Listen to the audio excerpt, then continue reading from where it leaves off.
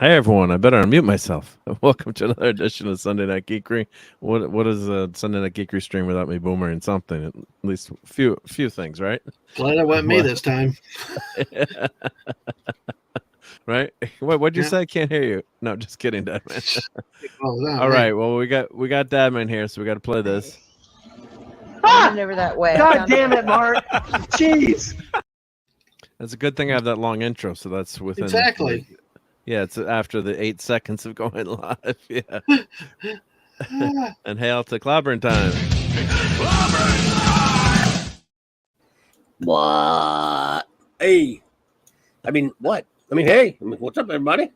That sounded like a nice belch for a second. But anyway. Oh. It wasn't meant to be one of those. Now you mentioned it. It's okay.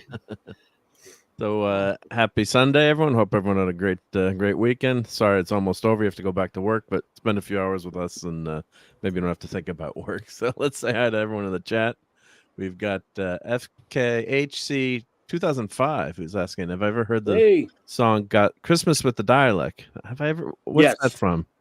I have heard that. I don't know if you have, but I've heard it. Okay, what's that from? Is it?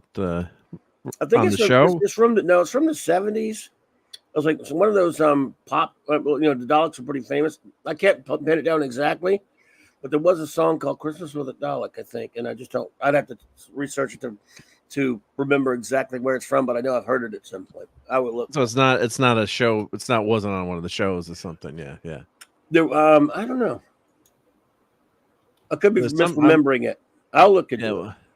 We'll look into it. Well, here's a few things I found. Yeah, but let's keep saying hi to everyone, and we're gonna star that comment. Thank you for that question. Yep. Of course, we can't play it now, but on the YouTubes if we do find it. But hail to Dave C. Hail.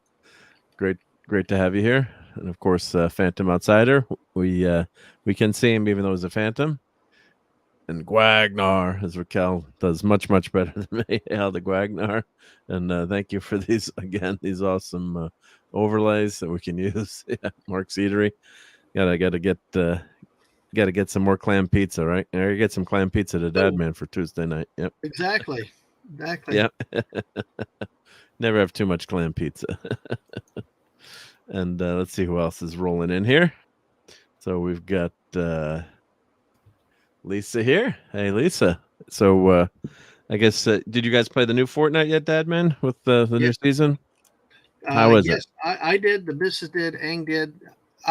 It's nice. It's there's a lot of neat little things that are different. Some adjustments. It's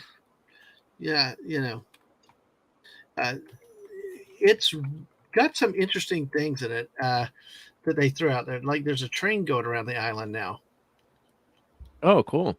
Just a completely random thing. Yeah, it's really bizarre with that. The storms seem to be moving faster, if you can believe that. I don't like that. It's hard to hear sometimes. Steve's sick. Sorry to see you're sick, buddy. Oh. Sorry, Steve. Yep, I'm catching up. Some of us are here. I think we're all in that sick mode. It's going around this time of year where that kind of crap starts, I guess. So. Yeah, my wife was sick for about a month. Yeah, so she wasn't doing good. Yep, she's better now, but yeah. My son got sicker than me, but I get for like a day or so. But you still sound like you got something. Yeah, it happens, man. And hail to Hungry Boy. Hey, have you here tonight, buddy? Hey, stranger. Do we know this guy? Do we know this guy? He's saying dialect. I must say dialect. I always say. Did you say Dalek or Darlick or something? Did I say Dalek? I've been watching the show. I don't know since the 70s, but Dalek.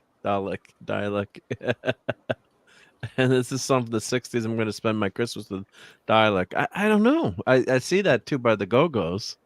I can listen to it, and then you can't hear it. Let's see. Is that's says the Go-Go? I don't know who this is. We'll show it in a second, but I got it muted. Well, it has a Doctor Who theme in it. Yeah. Hey, Stuart Mitchell is here, and Dolly did have braces. Hey, Stuart. Thank you for stopping by. Yep. Yeah, the Go-Go is going to spend my Christmas with the Dolly. I see that one, yeah. But I don't know if that's the song he's talking about. But it's not the Go-Go's. The Go-Go's we're thinking of with Belinda Carlisle. No. Yeah. Oh wow, that's the only Go-Go's I can think of. Yeah. But yeah, so could be fun. Sounds like a funny song. Yep. So let me get my chat back up here as I'm looking at that. And yeah, I remember this song.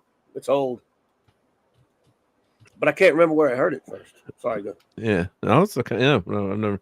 I was wondering if it was something that was used in one of the Christmas specials or something. Yeah. No. It was like this was there was like a little. But during Fun song. I think it was during the Dalek craze. I mean, during the Dalek mania. Oh, I heard that song on the. There you go, Gwag. That's probably where I heard it too. The Dalek Mania documentary. Oh, okay. That's probably where I heard it too. And let's play this for Steve Mitchum, so hopefully maybe this will make him feel a little bit better.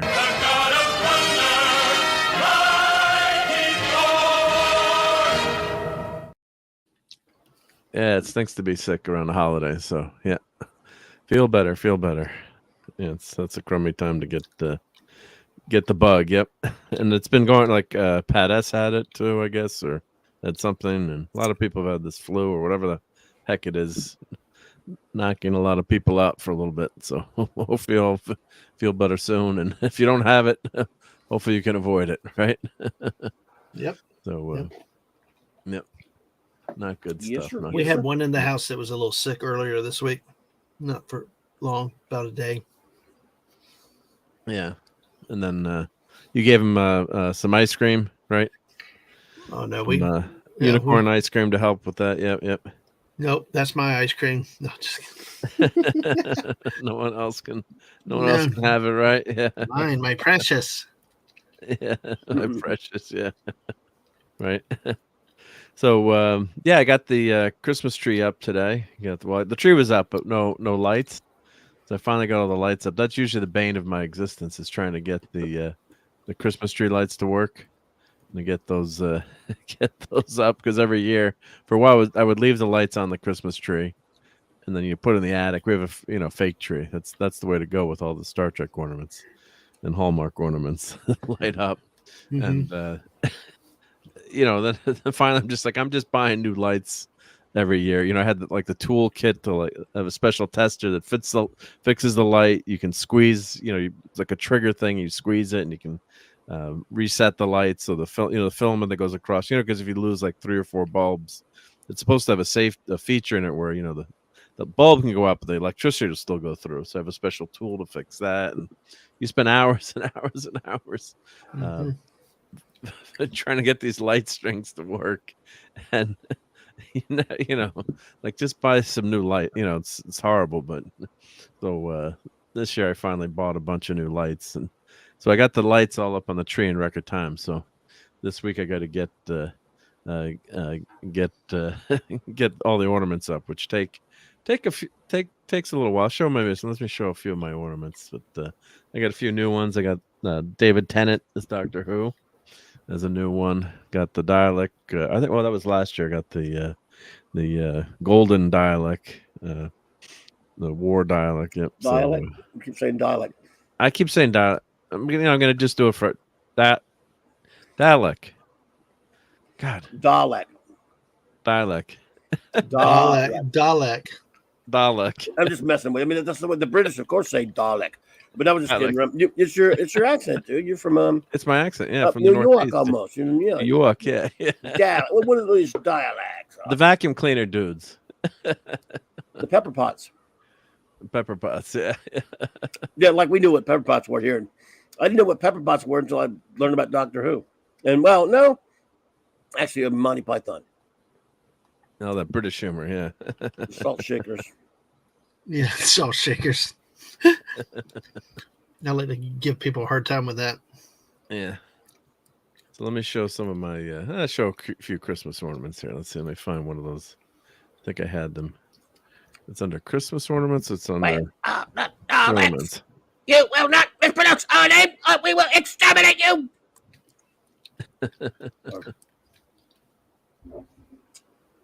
So here's a few of the. Oh yeah, the ISS Center. Yeah, I keep some of these ornaments up. Yeah, I'm driving Hungry Boy crazy. Yeah. Dalek. There we go.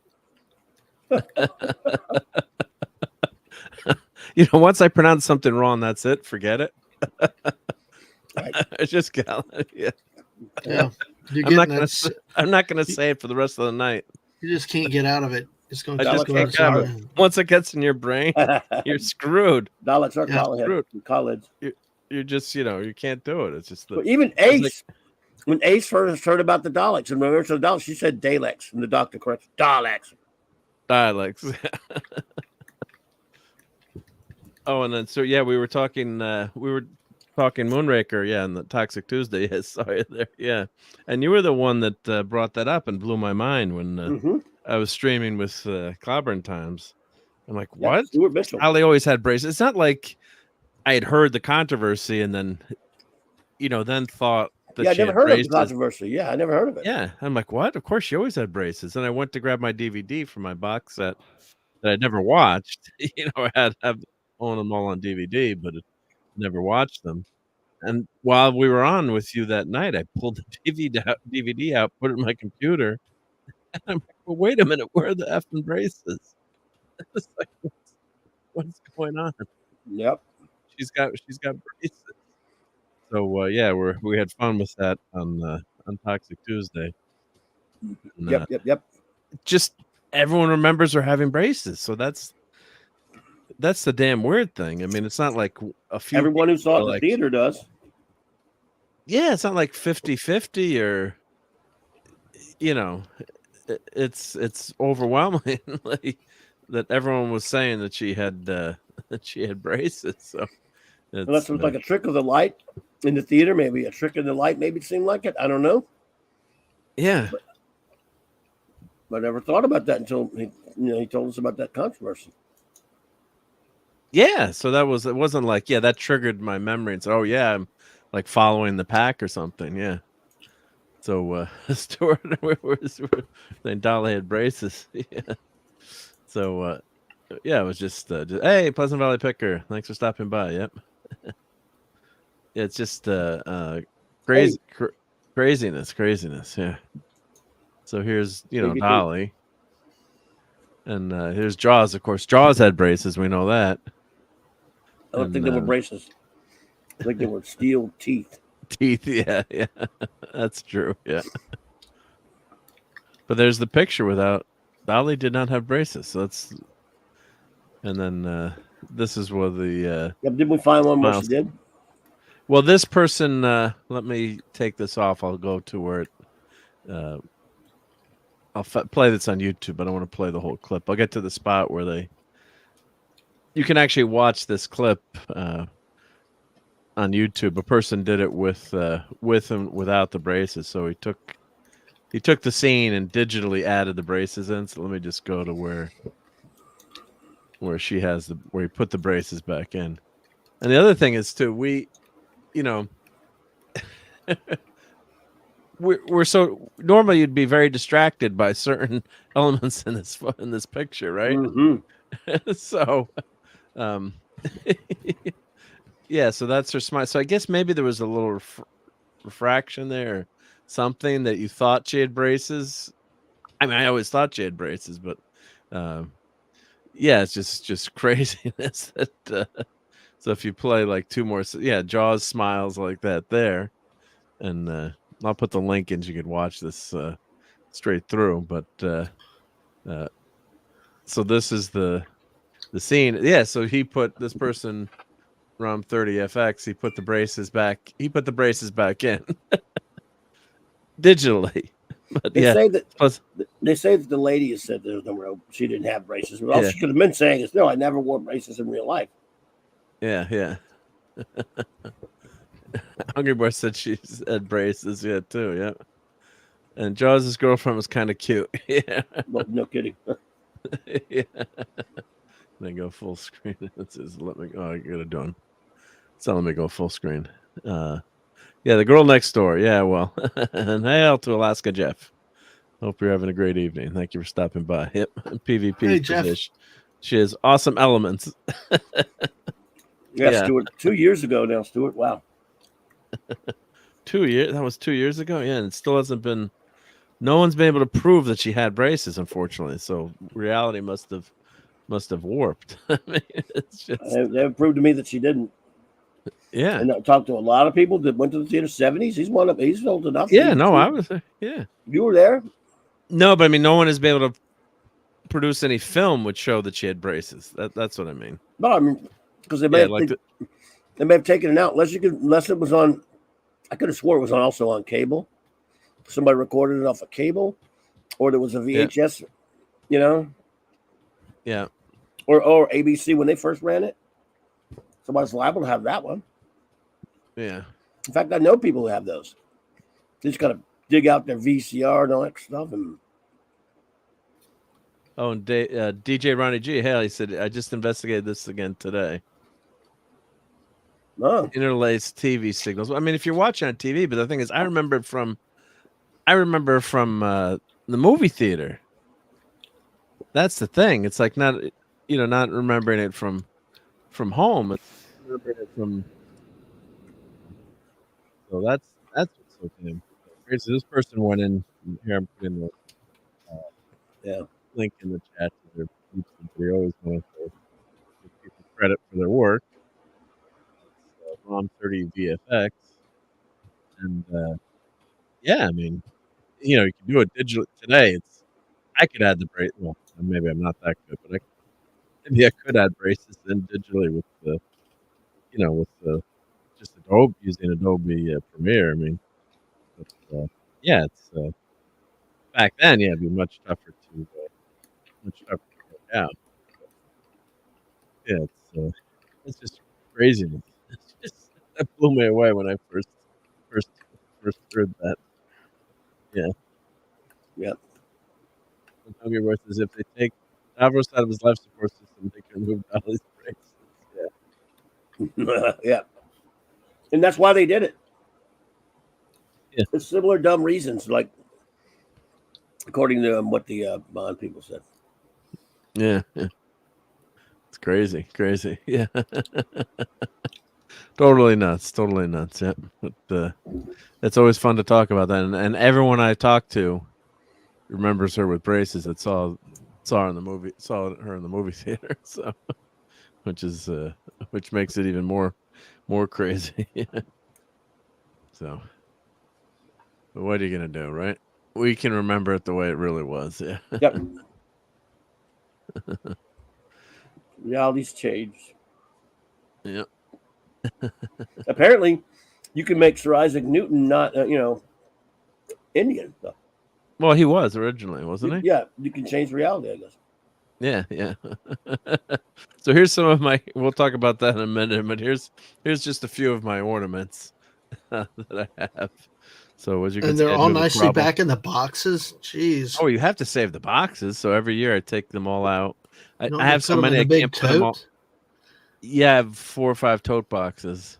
With all but the I mean, ornaments. put them loose in a tote. But gee, no, you have to put them back in the box. You got wow, that's a lot of work to put them back. Yeah, and especially the ones you have to plug in. There's the light up. It'd be worse mess if you throw them all in one box.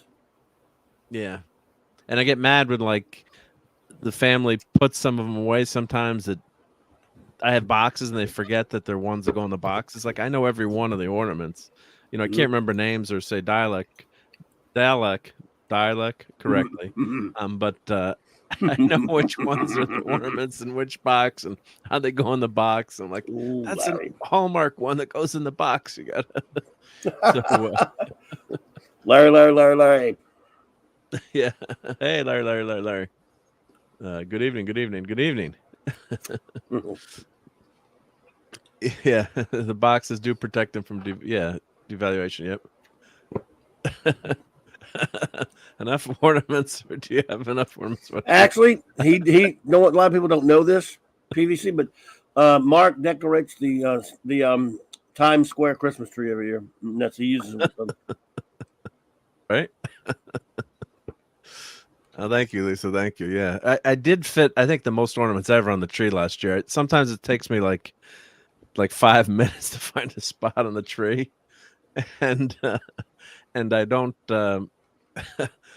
You gotta like put them in. I always wish the tree would rotate. You can't do that with the lights with the electricity, but I wish they had like a a rotating stand so you could have the tree rotate slowly so you could see all the ornaments, because we have the tree in the corner of the room and you miss like seeing a bunch of the ornaments, which is a shame. But like I'll make a Star Trek section, a Star Wars section, Doctor Who section, sports section.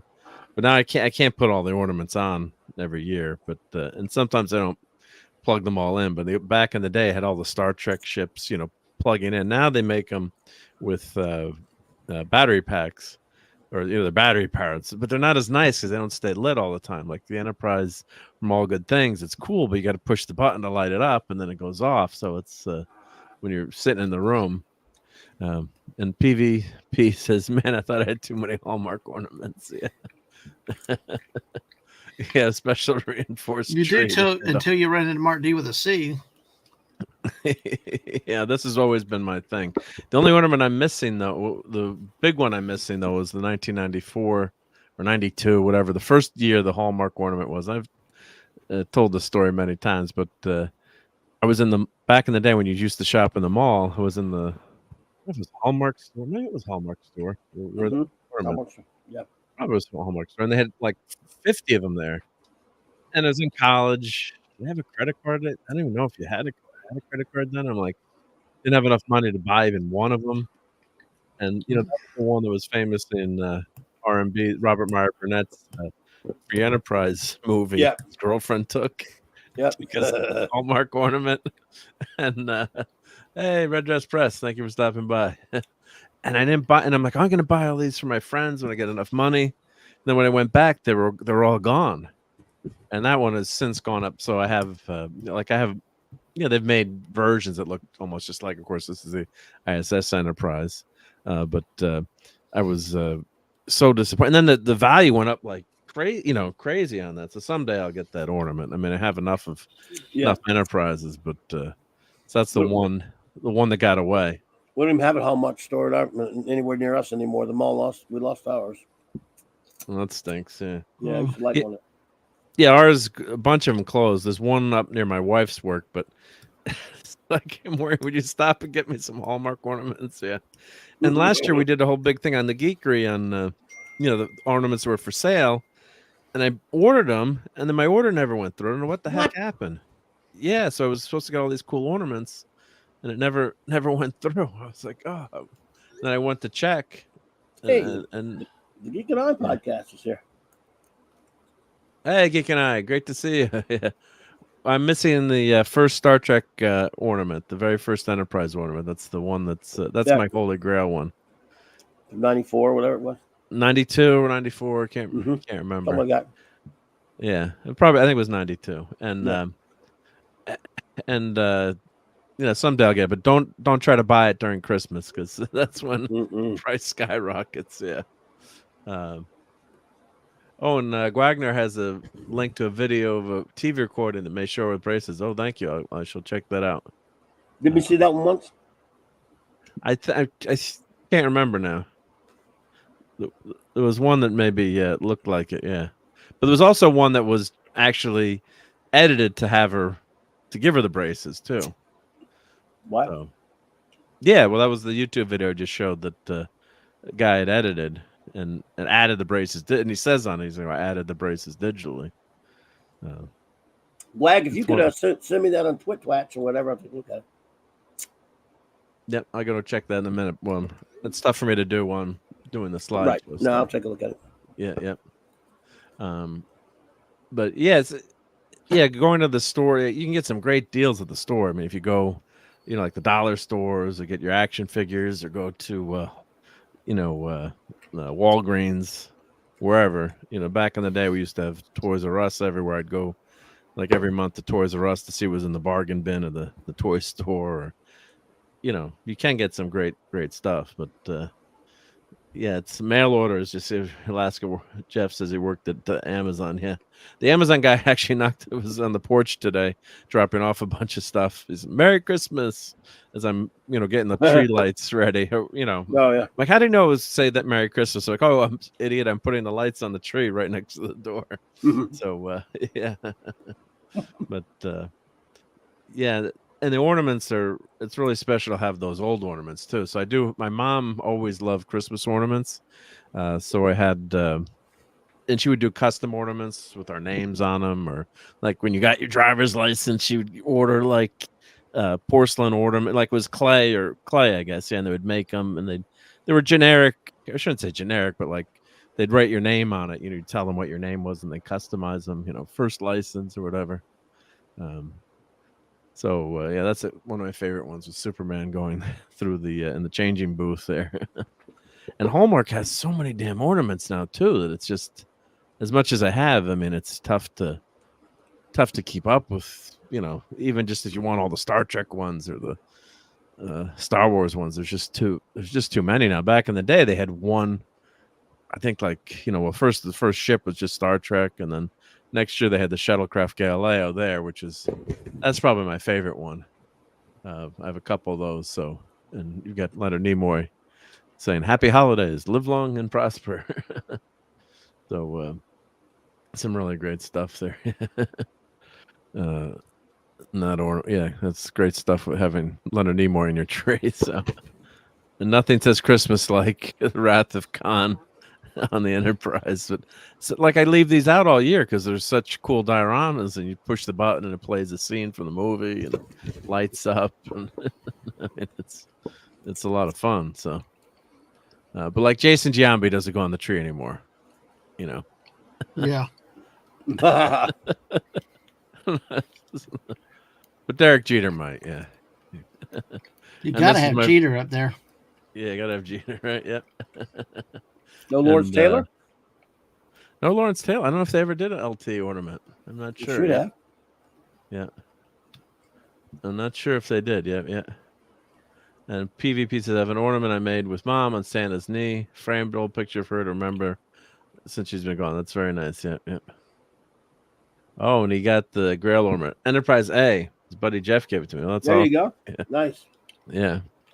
And this was one of my other most special ornaments. You can't see it. There's a porcelain Winnie the Pooh Christmas ornament. My friend Larry, we're big Pooh fans, and he gave that to me. We for years we'd joke. He was Eeyore, so I'd always give him an Eeyore ornament or some Eeyore stuff. After a while, we have a moratorium because we were giving each other too much. It's like that's it. So there's some of the, and of course, Year Without a Santa Claus or the Bumble. But I still have to get all the everything back up now too. So that's going to take a while. And of course, you got to have a Ronald Reagan presidential museum ornament, right? Yeah. So let's see. You can just so like here's the Starfighter. That's for you, Dad, man. You'd like that, right? Oh yeah, that's original. Yeah, that's not the stupid Mouse trilogy X-wing. That's a real X-wing. That's a real X-wing. Yeah. Red And this one lights stickers. up. Lemon pie. Hey, lemon pie. Thank you for stopping by. President PvP's got to go cook supper, but thank you for stopping by. PvP, please leave the tab open. Right, just PvP. kidding. Hope you can come back later. Yep. Don't burn dinner. Like this one lights up, but the engines light up, so I don't ever bother plugging it in anymore because it's kind of they should have had like the tips light up or something else light up. But still an awesome ornament. But the engines lighting up don't do much. That's another classic New Hope ornament. I got that on my shelf, so I got to take them all off my shelf and put them up. Never heard of New Hope. Star Wars. Don't you remember when you saw it? It was called Star Wars when I saw it. Oh yeah, you must be old. Yep. And nothing says a Christmas tree like the Death Star from Return of the Jedi on it. This one actually broke on me. It doesn't. The sound effects don't work anymore. So some of these Hallmark ones go bad. Probably the capacitor's gonna take it apart. Obi-Wan Kenobi, not from the new show. I got lots of Darth Vaders. Mm-hmm. And my mom would always buy these at the end of the year too. She'd find them, on clearance. That's what I mean. Some certain ones you're gonna miss, right? If there's one you really want, like the Battlestar Galactica ornament looks fabulous. See that one? It looks great. Oh yeah, I gotta get that. So if you wait, it might sell out. So, like, do you want to order wait? that one? I didn't order it yet, but That's one I gotta get. And Real deal Galactica. Hmm. Yeah, it's nice. Yeah. Well, this is some nice Star Wars ones ornaments. So those are cool. Yeah, this Luke was nice. Yeah, and the C-3PO. Bespin Luke. R2D2. What is that clear one supposed to be? Well, it's I just took pictures of the boxes. So I remember I had the boxes, but it's R2D2. Yeah. Okay, he's using the Force. Yeah. R2's using the Force because everyone can use the Force now. So yeah, he's using this new Force. Everybody's Jedi. Power. Even in animated objects are Jedi. Are the Force? Yeah. No, wait. Get back one though. Yeah. That illustrates how stupid it is that the Mandalorian now has one of those as his fighter. As his yes, it really is dumb. I hate that. There's no way you can transport bounties or anything else. It's just not at all. It's really terrible. What they should have done is had a docking, turned it into like a docking unit, like had a big ship for running around. And then you have that docked in it. I do like those fighters. But to be a galactic transport and no, I mean you don't kill every bounty. It's like where do you store them? You need something minimum the size of this Razor Crest, which I was not a big fan of that ship either, but it was better than this. And he could have one of those like cooked up to it, to go for his little hot rod. Yeah, exactly. And that's not for intergalactic travel. Yeah, and where do you go to the bathroom? Yeah. Yep. I mean, you can't be in there forever. It's like, you got to have some. You got to have some relief. On that show, they've made distance so irrelevant that everywhere he drives is like down the street. Yeah. So it's, it's a cool ship, but you got to have it as a docking. Like when they did it, I'm like, oh, they're gonna give him like a freighter or something, right? And then he's gonna, and then he'll have that docked or come out of it or, lift up out of it. What's the Rebel ship? What's that called? The what? What's the ship from Star Wars Rebels?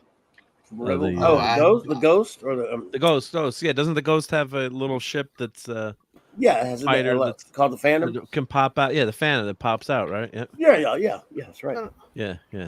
Well, I know the New Republic has the High Republic has a ship called Vessel. Oh, boy. Sorry. Yeah, true. They're also the one that has a rock called Geode, Yeah, Geode, right? Yeah. Oh, there's no bathroom in space. Yeah. This is the Geek and I. Yeah. That's a cool one. I like this one. Yeah, with the Darth Vader in there. Yeah, those were equipped with hyperspace travel, unlike the standard TIE fighters. Did they have shields on that one too, or no shields? I'm not sure about the shields on the Darth Vader TIE fighter, but I do know that they did have shields later on some of them, right? They can travel hyperspace. Usually the regular TIE fighters are short range fighters. So and I don't know what this ship is. It's named incorrectly. That's the we can't say the name because it's such evil to say the name. It's the ship one Starfire. What do they call it? Well, the indenture servant one. But what do they call it now? The Starfire or Star Fox? Or the owned person one? Yeah, exactly. There you go. And that's the cool Boba Fett before he got old. Yeah. Had a dad bod. Been dopey. Yeah. I nearly bought $150 slave one just to buy it because of the box, but I decided I didn't spend that kind of money. One. Yeah. Was it a new one or an old one? Or? It's a new one just a couple years ago. Oh, okay. Well, I was shocked shocked to see it in a GameStop. Was it marked up because of that, or no? It wasn't at retail, or was it was 150 originally, or yeah, it was. So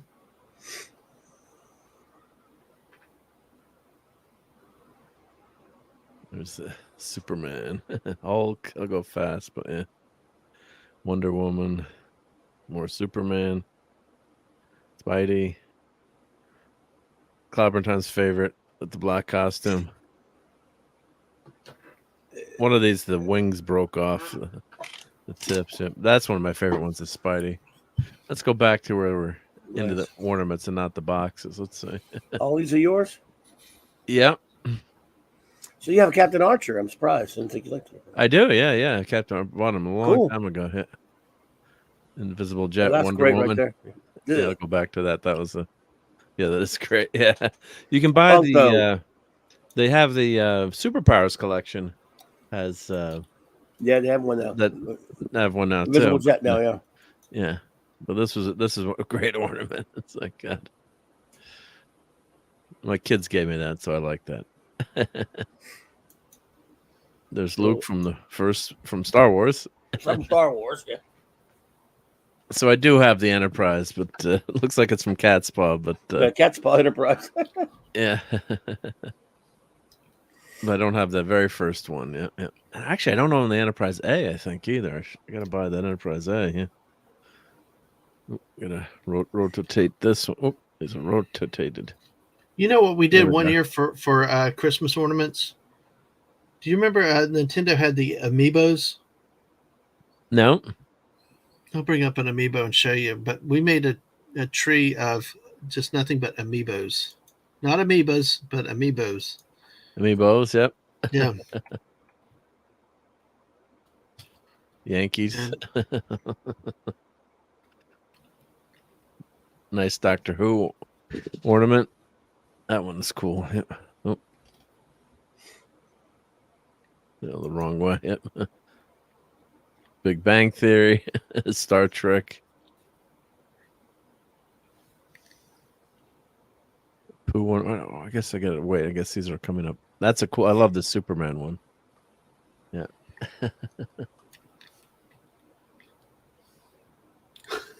Giants. Yeah.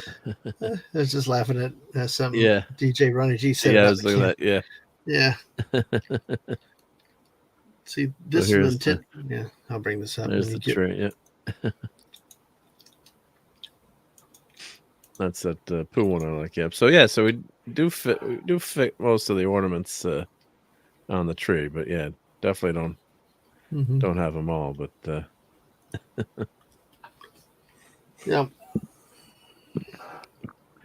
there's the Galileo 7. Yep. Shuttlecraft to Enterprise. Spock here. Happy holidays. Live long and prosper. Of course, every time I walk by one that's on the tree, I push the button. Like, could you stop playing that? Yeah. So that's a fun thing to have. And of course, we have a lot of family ornaments too, and things like that. But that's my wife has been. You got to get your own tree. I'm like, where are we gonna put it?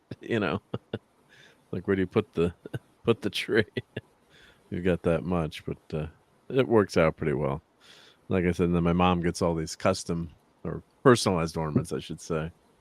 They're a lot of fun. Yeah, yes, indeed. There's Darth Vader. Yeah, his voice isn't that loud anymore, too. I think the electronics sometimes go in these. So. Oh, yeah. I did buy the City on the Edge of Forever ornament. And the voice doesn't work. There's a guy there's a service you can send the ornament to him for $30. He'll fix it for you. It's actually just changing out some of the capacitors. I watched a video on it, so I might just try to do it. Oh, I got to find my countdown ornament for it's Christmas. Yep. C-3PO. Yep. Uhura from Mirror. I got to finish collecting all those ornaments, the talking ornaments. I think Claude has all those ornaments. Yeah. He has a bunch of them, that's for sure. Yeah. No clams, yep. No clams. Yeah, there's the Wrath of Khan one. And he's the tree topper one too, right? Yeah. Claude has the Enterprise tree topper, right? I think. Yes, I do believe so. Yep. Yeah. I do not have any clams, and maybe I can get a Pepe's clam pizza ornament. That'd be awesome.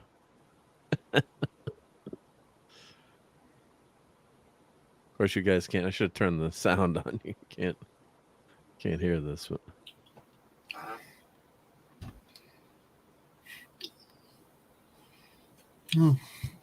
So, Dad, man, do you have any Star Wars ornaments? We have probably a couple that are boxed, but we really aren't big ornament collectors. I think we have Millennium like Falcon somewhere. No, not like that. We don't really have a place to store some of those things like that. We actually tend to do crazy things like just things we have around the house, putting on as ornaments, or the missus decides to make them. One year she made origami geese, like all handmade, right? Yeah. Oh my gosh, there's so many. It's just like, I don't know how she did that. I don't have that kind of patience. We one year took our amiibos, like I said, like I've got this Nintendo website I have up. I mean, it's up to you if you want to show it or not. But basically, the amiibos, the little characters, she put a wire on them and just hung them all around the tree. I mean, we had Donkey Kong, Pac-Man, Peaches, Kirby, Mario, Luigi, just all of them. Oh.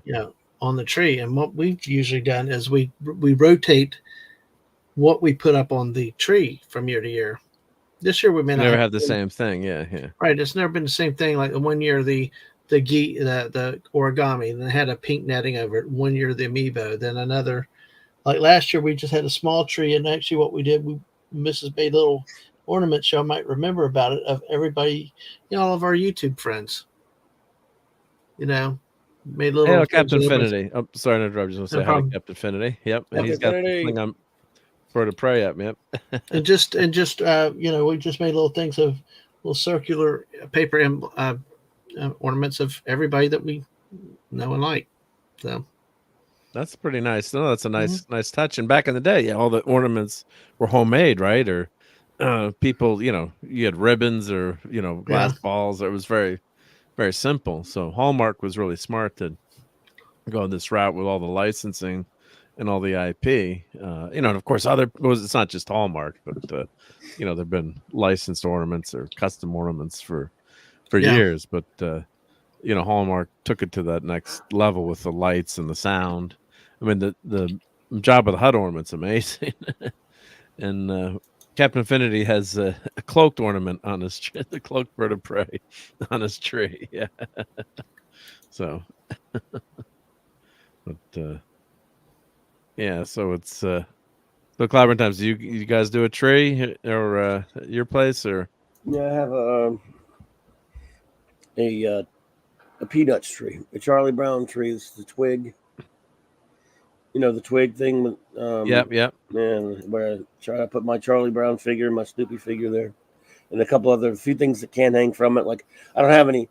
The only I think close Hallmark figure I got as a present one year, and it's a Kirk one, and I put that on there. And someone sent me a Batman one. I think a while back, but I mean a few years ago. I mean, you just can't hold that much, right? No, can't hold much. I put those and a couple other things on there until it almost snaps. And when I think about it at all, so I don't do anything for Christmas. No, not at home anyway. Or anywhere else. Well, the Charlie Brown Christmas tree is it's fun too, right? No, yeah. I mean, I love Christmas trees, though. I love yours, especially. Thank you. Yep. How do you get away with this, man? What does the family say about all this? They just think I'm nuts. But I get away with it. So it's kind of been my thing. And then my mom started it with doing the tree. Like, see, that's like an ornament that she would. If I stop here, if I go back, it's probably not the best video, but let's see if I. Do you have Spock's death scene?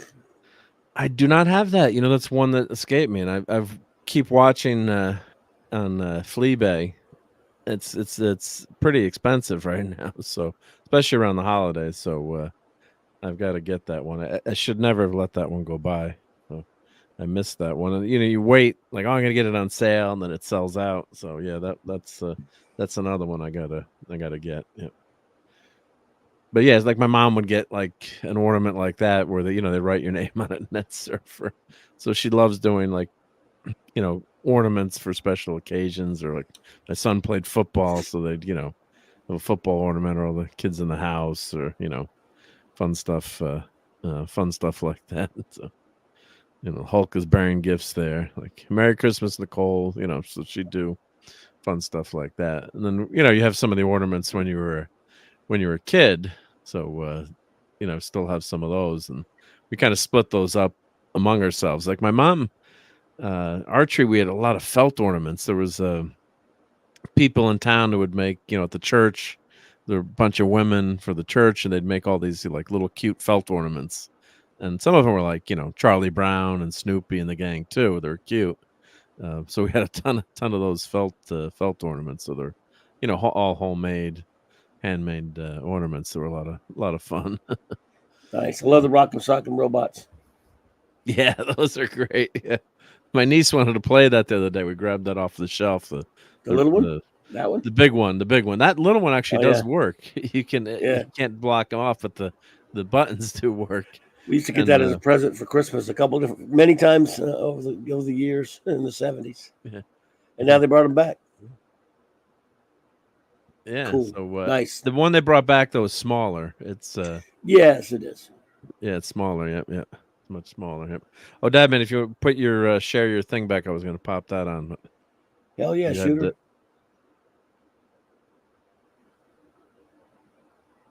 There's the Clark Kent quick change. Yep. There we go. Let's show this.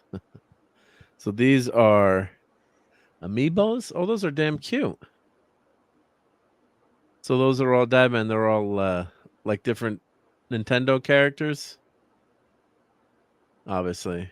Yeah. Does that work with like a game, or is that just oh, Dadman, are you muted or Yeah, I did. Sorry about that. I sit here talking but it's you put it on the Wii pad and it would save data and stuff like that. But yeah, you got Peaches, you got Link, you got Kirby, Mario, Pikachu, Donkey Kong, Yoshi, Pac-Man. I mean, all of them that they had, they brought them all out. We were collecting them like crazy for a long time. Can you still get them, or you can't get them anymore? I think they still have them around, but it's just really, I'm not sure what they're used for anymore. Because the Wii got outdated really quick. So it was just on the Wii. It was on the Wii, but I believe it worked with the Wii primarily. But I think that it's still used for some other things. I'm not sure what, but okay. Well, my daughter loves Nintendo, so I'm always looking for ideas to get her stuff. But so that's Amiibos are cool little characters. So we had so many like of these. Disney. Was it kind of like the Disney game? What was that one? Yeah, I know what you're talking about. The little characters on the podium thing, and you put them on. Yeah, it was kind of like that. I have a bunch of those. Yeah, and all the missus did was she attached like fishing wire to them and use it to hang on the tree. That's cute. Yeah, that's cute. Yeah, absolutely. They look nice. Yeah, good looking. Yeah, that's fun stuff. Yeah. When it's all custom, and then that was her idea for the year. So I'll have to try to find. I'll have to try to find some of those. Let me because I know my daughter, she plays Pokemon all the time, and she's always asking me to play. Right. And I always forget to play. Like I'm supposed to play once a day or whatever, catch one. And they go. She goes nuts with them. She loves them. Yeah. Oh yeah, that's neat. Oh, I guess it uses you can use it with the Switch now too. I do not know. I'd have to ask about that. I'm looking at it now. You are okay. Oh, add a character to a game, get bonuses. Oh yeah, they're showing it. Tap your amiibo on the right Joy-Con controller, right stick of the NFC touchpoint, and the Nintendo Switch Pro controller. Okay, well then you can. On the Wii U, I guess it's still working. We're gonna try to find some of those for my daughter. Yeah. Yep. It really is neat. Very cool. Yeah. Yeah. Exactly. Characters. So. Yeah. And plus, it would look good on your. It would look good on your shelf too, or wherever. They are. Yeah. They were multi-purpose. They were on the shelf, and they went to the tree. Yeah. You could always rotate them around. So. Shooter went back in time. Well, Shooter, play us back at 1.5 speed catch up. I've done that before too. Where it happens to me all the time. Or Dadman a couple of weeks ago was on the stream with you, and then I think I was like 20 minutes behind or something. Yeah. And then I'm like, you're answering the wrong stuff. Like I'm answering, you're 20 minutes back in the chat. Yep. I'm like, oh, and then I clicked live and the stream was over. I was like, I know. I remember that. Yeah. And Lisa says she had a tree covered with boy, girl, doll ornaments from all over the world. Did it play It's a Small World too? Lisa, it's a small world after all. So, Guagno, we're talking about Monarch. No, it was the first two. I only watched the first 2 episodes, but we'll talk about it a little bit. But it was pretty good. Watch one Monarch. Monarch, it was okay. I've heard some. Yeah, well, watch more. According to some people, well, I haven't seen it, so I don't know. I heard the first 5. It goes off the Chris rails. Gore, and Chris Gore is usually pretty. Takes a lot to get him. He watched the first 5 or so, and he hated it. He said it's so the woke stuff gets really bad. The first 2 didn't have any. Noticed some of it. It had a little bit smattering. It gets way worse. I'm just saying. I think HB's watching it, right? Talking about, have you watched? I think he's watching. It's just taking me 3 hours to get through 18 minutes. Okay, got him too angry. All right. Oh, well, if he's talking about Monarch, yeah. You talking about Monarch there, HB? We'll see. Your answer. Yeah. Yeah. So these are. I think I just did it. I was planning on editing this video, and of course I never did to make it 3 minutes or something. So I apologize for the. Monarch. He says. So 3 hours to get through 18 minutes, huh? Oh, your blood pressure kept going up, but I was I thought the first 2 episodes were okay, but just go watch Godzilla then HBO. Yeah. Do they have that in the theater down below, or Godzilla's playing everywhere? Yeah. Down under. Yep. I don't know. Not sure. Yep.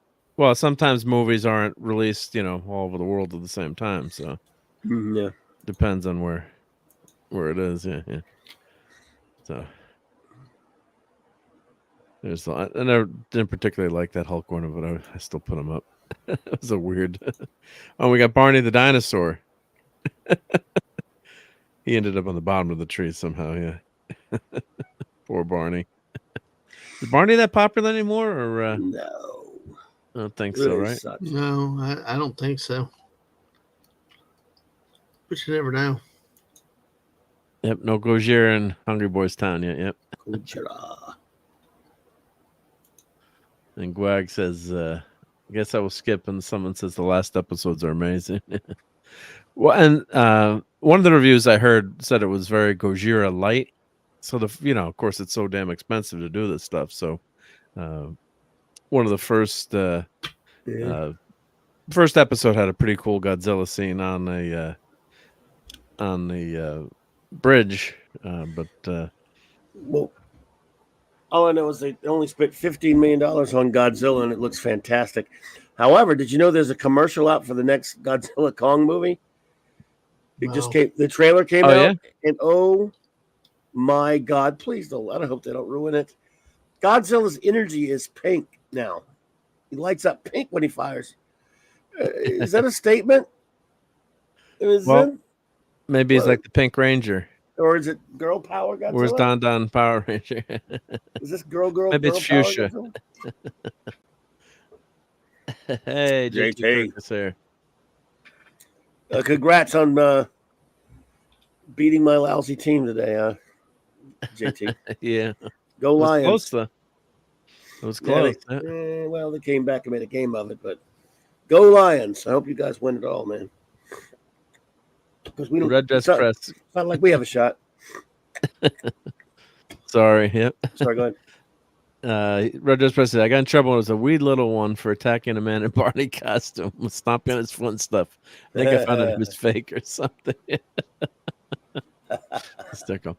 And of course, I love, Santa Claus is coming to town, the castle. And I don't know how 7 of 9 got in on the dinner there. But there's my 7 of 9 ornament. I know I put her up there. But I love all these, these figures are great. Winter Wonderland, Winter Warlock. Yep. That's the before he becomes a nice guy. That's the evil version. And so I got a bunch of those Rudolph ornaments. By the way, why is it called Godzilla X Kong? I don't know. It's a new trailer out. I'll watch. Of course, you got to have the Grinch. Those are McFarlane figures, yeah. I'm missing 2 of those. There's 3 in the series. And there's 2 more I have to get. Oh, here's my Dialect.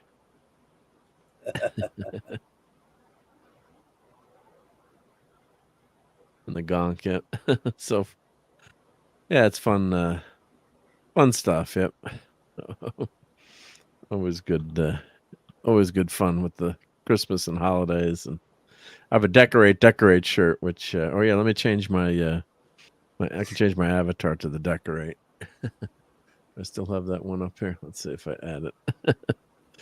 So it was a Doctor Who. It was a Think Geek shirt. It was this decorate with the dialect.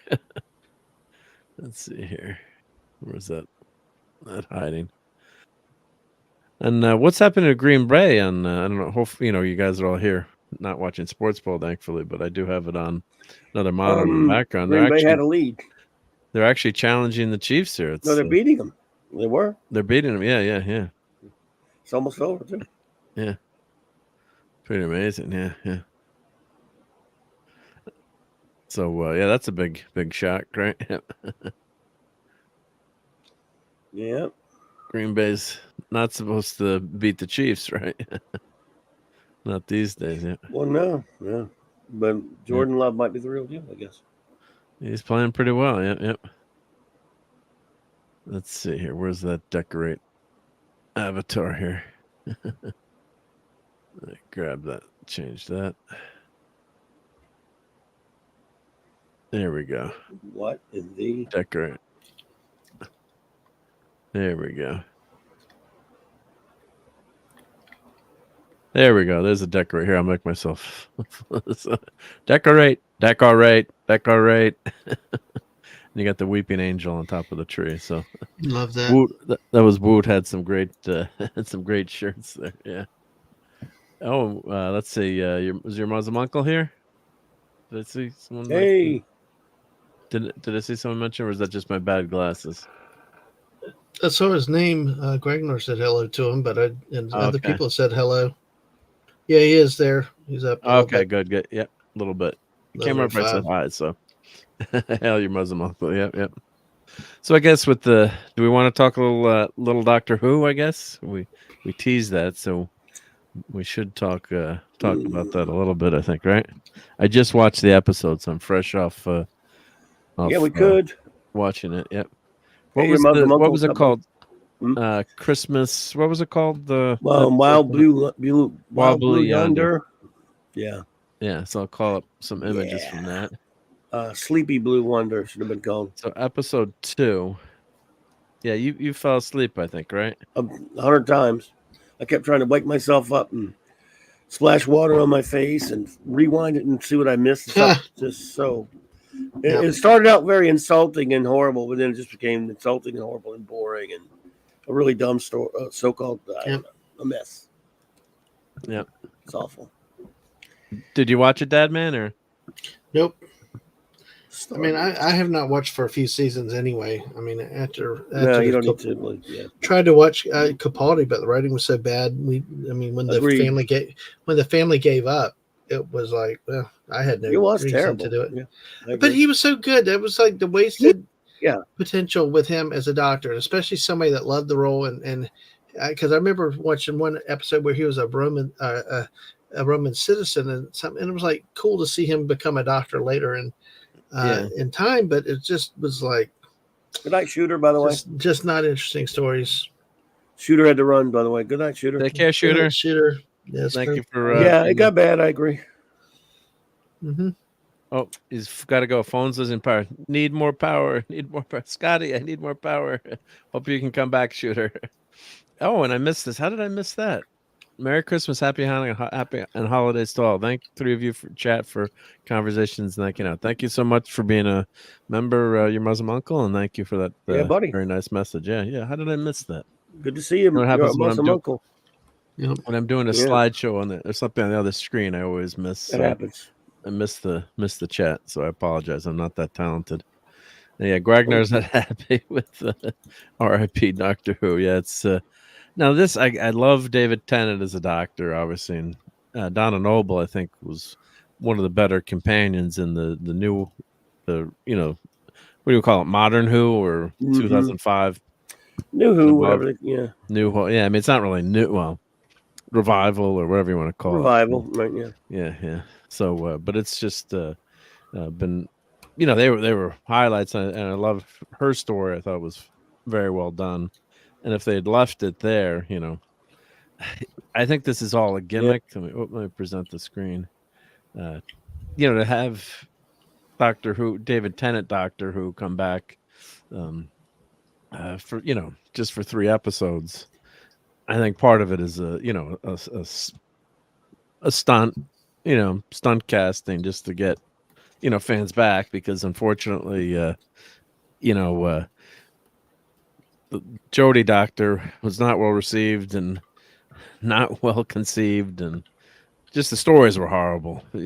Forget all the political posturing, which we try to ignore here. Just the stories were garbaggio, to quote, use a Clobbering Times term. It's just, I gave it a shot.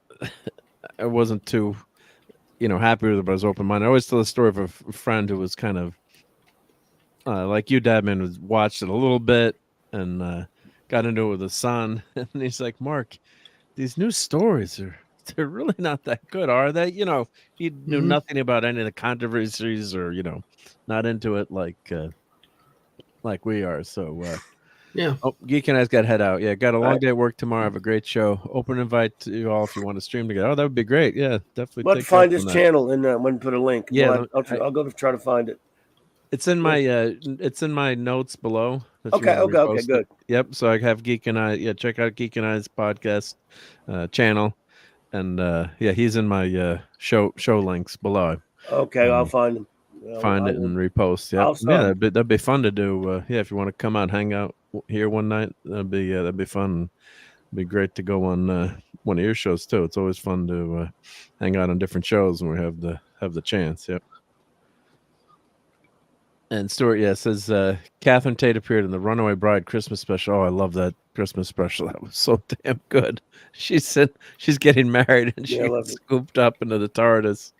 Oh God, that was just so good.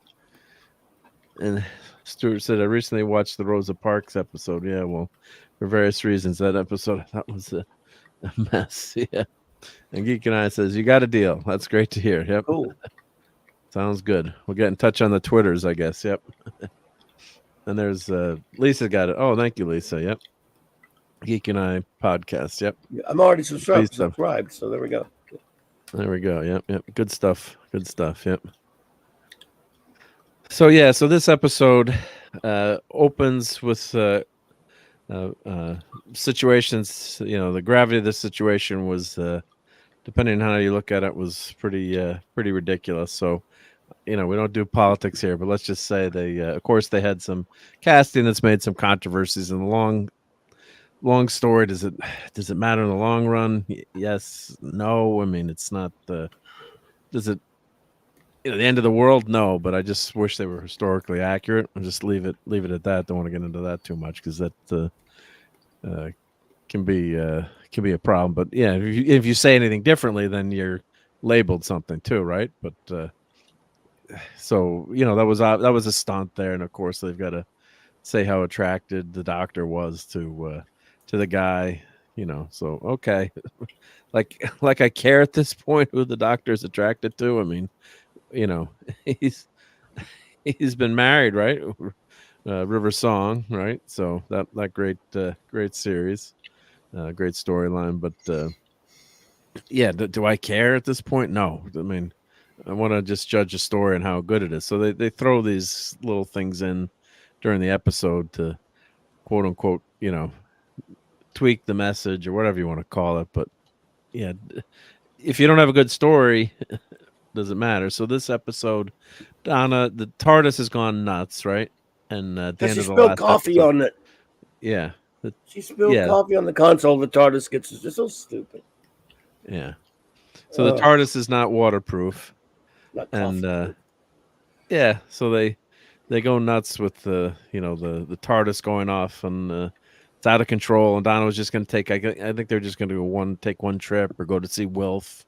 So something simple. So of course the Donna and the doctor in danger. So they land on this ship, but let me put up the spoilers. So we'll do mild spoilers here. Or we'll spoil away. I don't think anyone cares at this point, but where's my spoilers? Spoilers. So they're on the ship.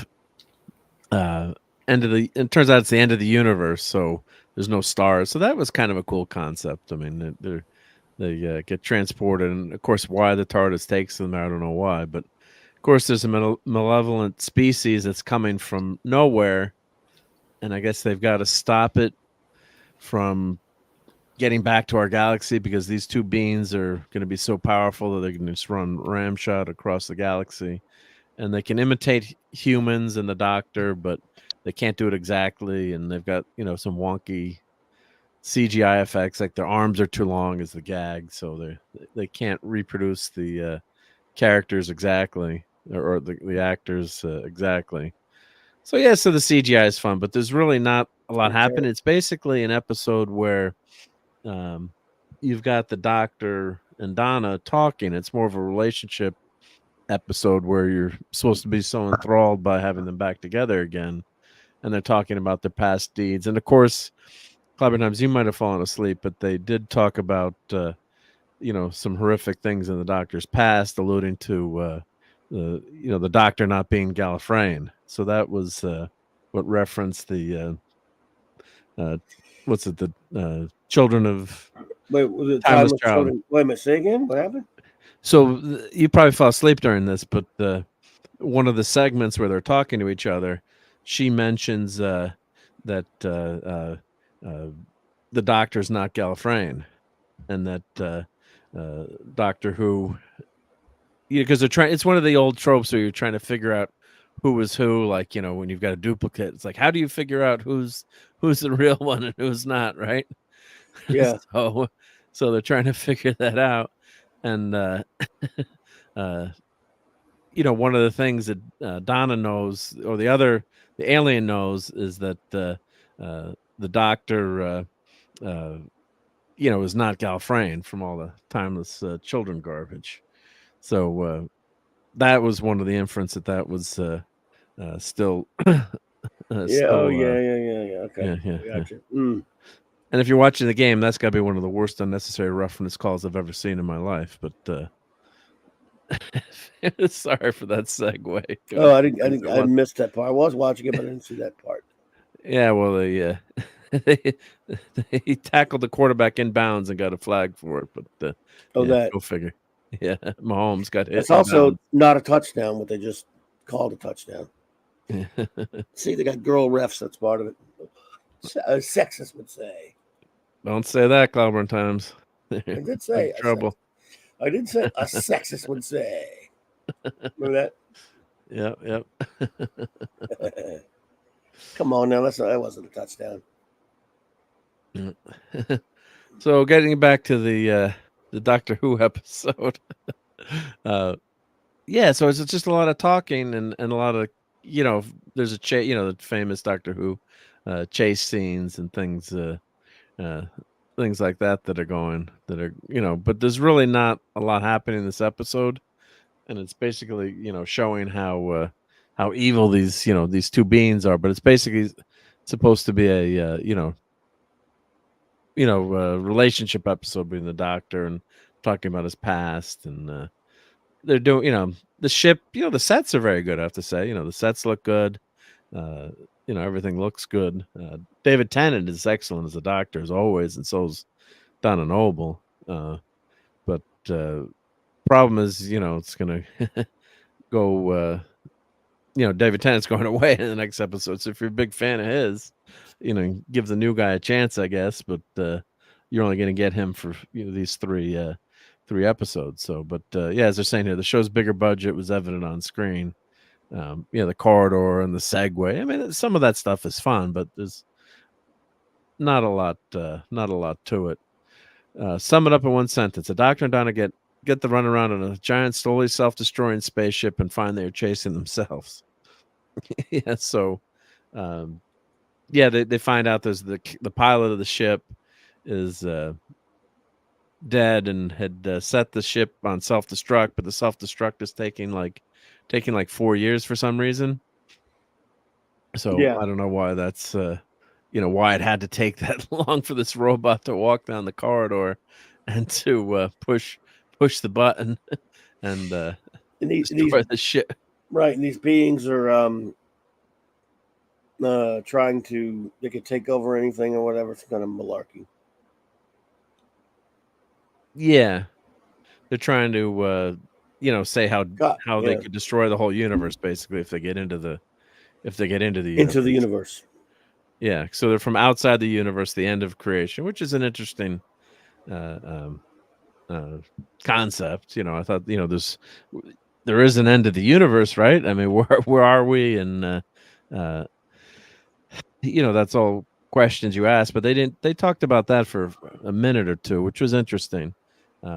Right. But I didn't think that it added up to a great episode. It was just a ho hum episode, and yeah, it's fun to see David Tennant as the Doctor again, but give me a good planet or some real drama. I don't know. I never felt that they were that much in danger. I don't know. It was just missing missing something to me. I don't know what I know you didn't like the episode, but no, what did you? Trash. Because it's boring, trash. Boring. Yeah. You didn't think that was boring? Well, I did think it was boring. Yeah, I thought it was boring. It's not much. You could have had this episode as like a 15-minute Doctor Who episode. So most of the time they're just talking to each other, chatting like in hallways. Yeah. So maybe if you like the conversation, but they're great. I mean, they're great at it. I mean, I love their acting, but it's just not much is much is happening, and so no, I wasn't trying to be glib about it. I'm saying I didn't like it because it was unbelievably boring and tedious and pretentious. But I got to admit, it starts me off on the wrong foot when they start that bullshit that they did with Isaac Newton. Yeah. Which, by the way, among the many things wrong with it, it does contradict old Doctor Who canon when the fourth Doctor, Tom Baker, said he, when he told the story of how he, how great Isaac Newton was, and he says about how he had to drop an apple on his head, and the person he was telling that to, I think it was Romana, she said, so that's how he discovered gravity? He says, no, he told me to climb out of his tree. I explained it to him later over tea. Yeah. Yeah, people forget previous episodes. Yeah. So they go meet this not Sir Isaac Newton, who happened to be a gentleman of Indian descent, I suppose. Land on top of the whole tree with the TARDIS, which was stupid. And they kept yelling at him and trying to tell him about gravity. And when they leave, he misheard it and he says the word mavity. And it comes to play later in the episode when they mention when they talk about gravity, they say mavity. I'm like, oh my god. Yeah, because and Donna said, "What is that?" And so they changed it from gravity to mavity. The whole, changed the universe. Yeah, and it's just supposed to be a fun throwaway joke. It wasn't fun, but it wasn't fun. Yeah. It's just, and then they have the implication of, like you said, they did the implication about the Doctor, being bi, I guess is what they're looking for, or whatever, and. Like, again, if no one would care if this wasn't a show all about agenda anyway, like they did last week with their really woke trash and an episode that had a better story at least, but was just too full of lecturing to enjoy. Yeah, even the BBC, one of the reviewers said it was too. It was the Star Beast episode. Yeah. Yeah, they said it was too, and that's a fun story too, the Star Beast, but. We have come a long way, as I said. So you don't need to have the overt messaging. Just make it organic to the story, and they can't do that. And of course, the Timeless Children is wrecked. Yeah, Stuart Mitchell is saying the whole history of the Doctor Who is just, it's just a mess what they've done. Well, Muslim Uncle's asking where he can see it. If you have Disney Plus, you can see it. Aside from that, unless you sail the high seas or you have the BBC iPlayer, you know. Yeah, But, it's on Disney's the distributor. I guess they're putting money in the show now too, Disney. So they are in you know, this, yeah. the Yeah. distributor, or they're I don't know all the details, but and that with that crappy CGI on this thing, couldn't tell. Well, it seemed like the sets were pretty good on the spaceship, and I thought that was interesting, but and then the ship kept morphing as the countdown went, but it just didn't make sense. I mean, just yeah. Stuart's right. Seeing Bernard Cribbins is the only good part of the episode for me. Yeah, it's sad, but even that was like it's too little, too late. So yeah, just thought the episode was. They're supposed to be celebrating the 60th anniversary. Neither episode really does that much. Hey, pop culture curator. Well, I guess they're just trying to bringing back Tenet. I guess that's part of their way of celebrating. Having the old face back again. I guess, but they opted out here. They're saying total reset from Chibnall's period because it stresses how much the 14th has gone through since he was the 10th Doctor. So, they're not getting rid of any of that timeless children. Yeah. Yeah, so they can burn. So, there's Bernard Cribbins there. Yeah. I'll watch the last one just for the hell of it, but.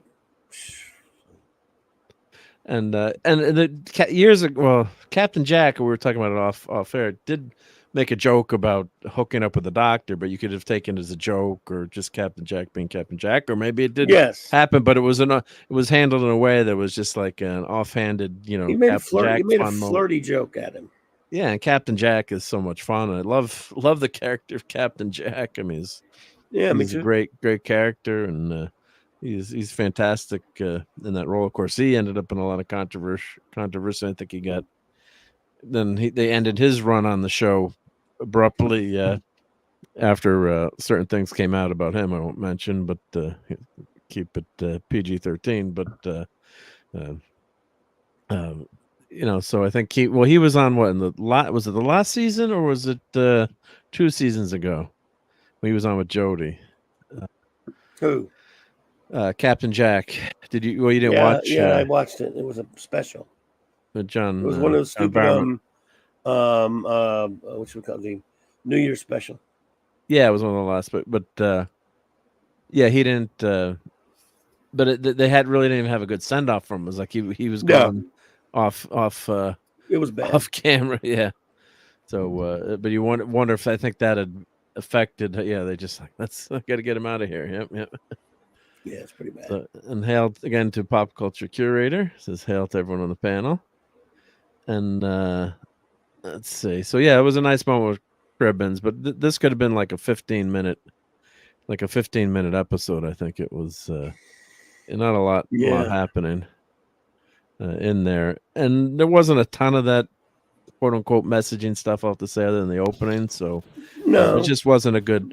Wasn't a good story, and this never seemed like they're really in danger of the tension. Like it was a lot of I remember the Impossible Planet with the Ood, and I'm trying to remember what was the episode where the Doctor was that where he ended up just like helping? Was that the one where he ended up helping the Sanctuary base? Like he just shows up on the base on that planet, and then you have the Satan Pit follows. So I'm trying to remember. It was the Impossible Planet and the Satan Pit, where it's a 2-parter. Yeah. And the Ood were involved in that. I'm trying to remember those episodes. The first appearance of the Ood, yeah.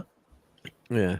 What's the other one? I'm trying to remember when the Doctor just appeared. That was a phenomenal episode. I think they just appear there on that moon base, and Tennant walks in wearing that space suit.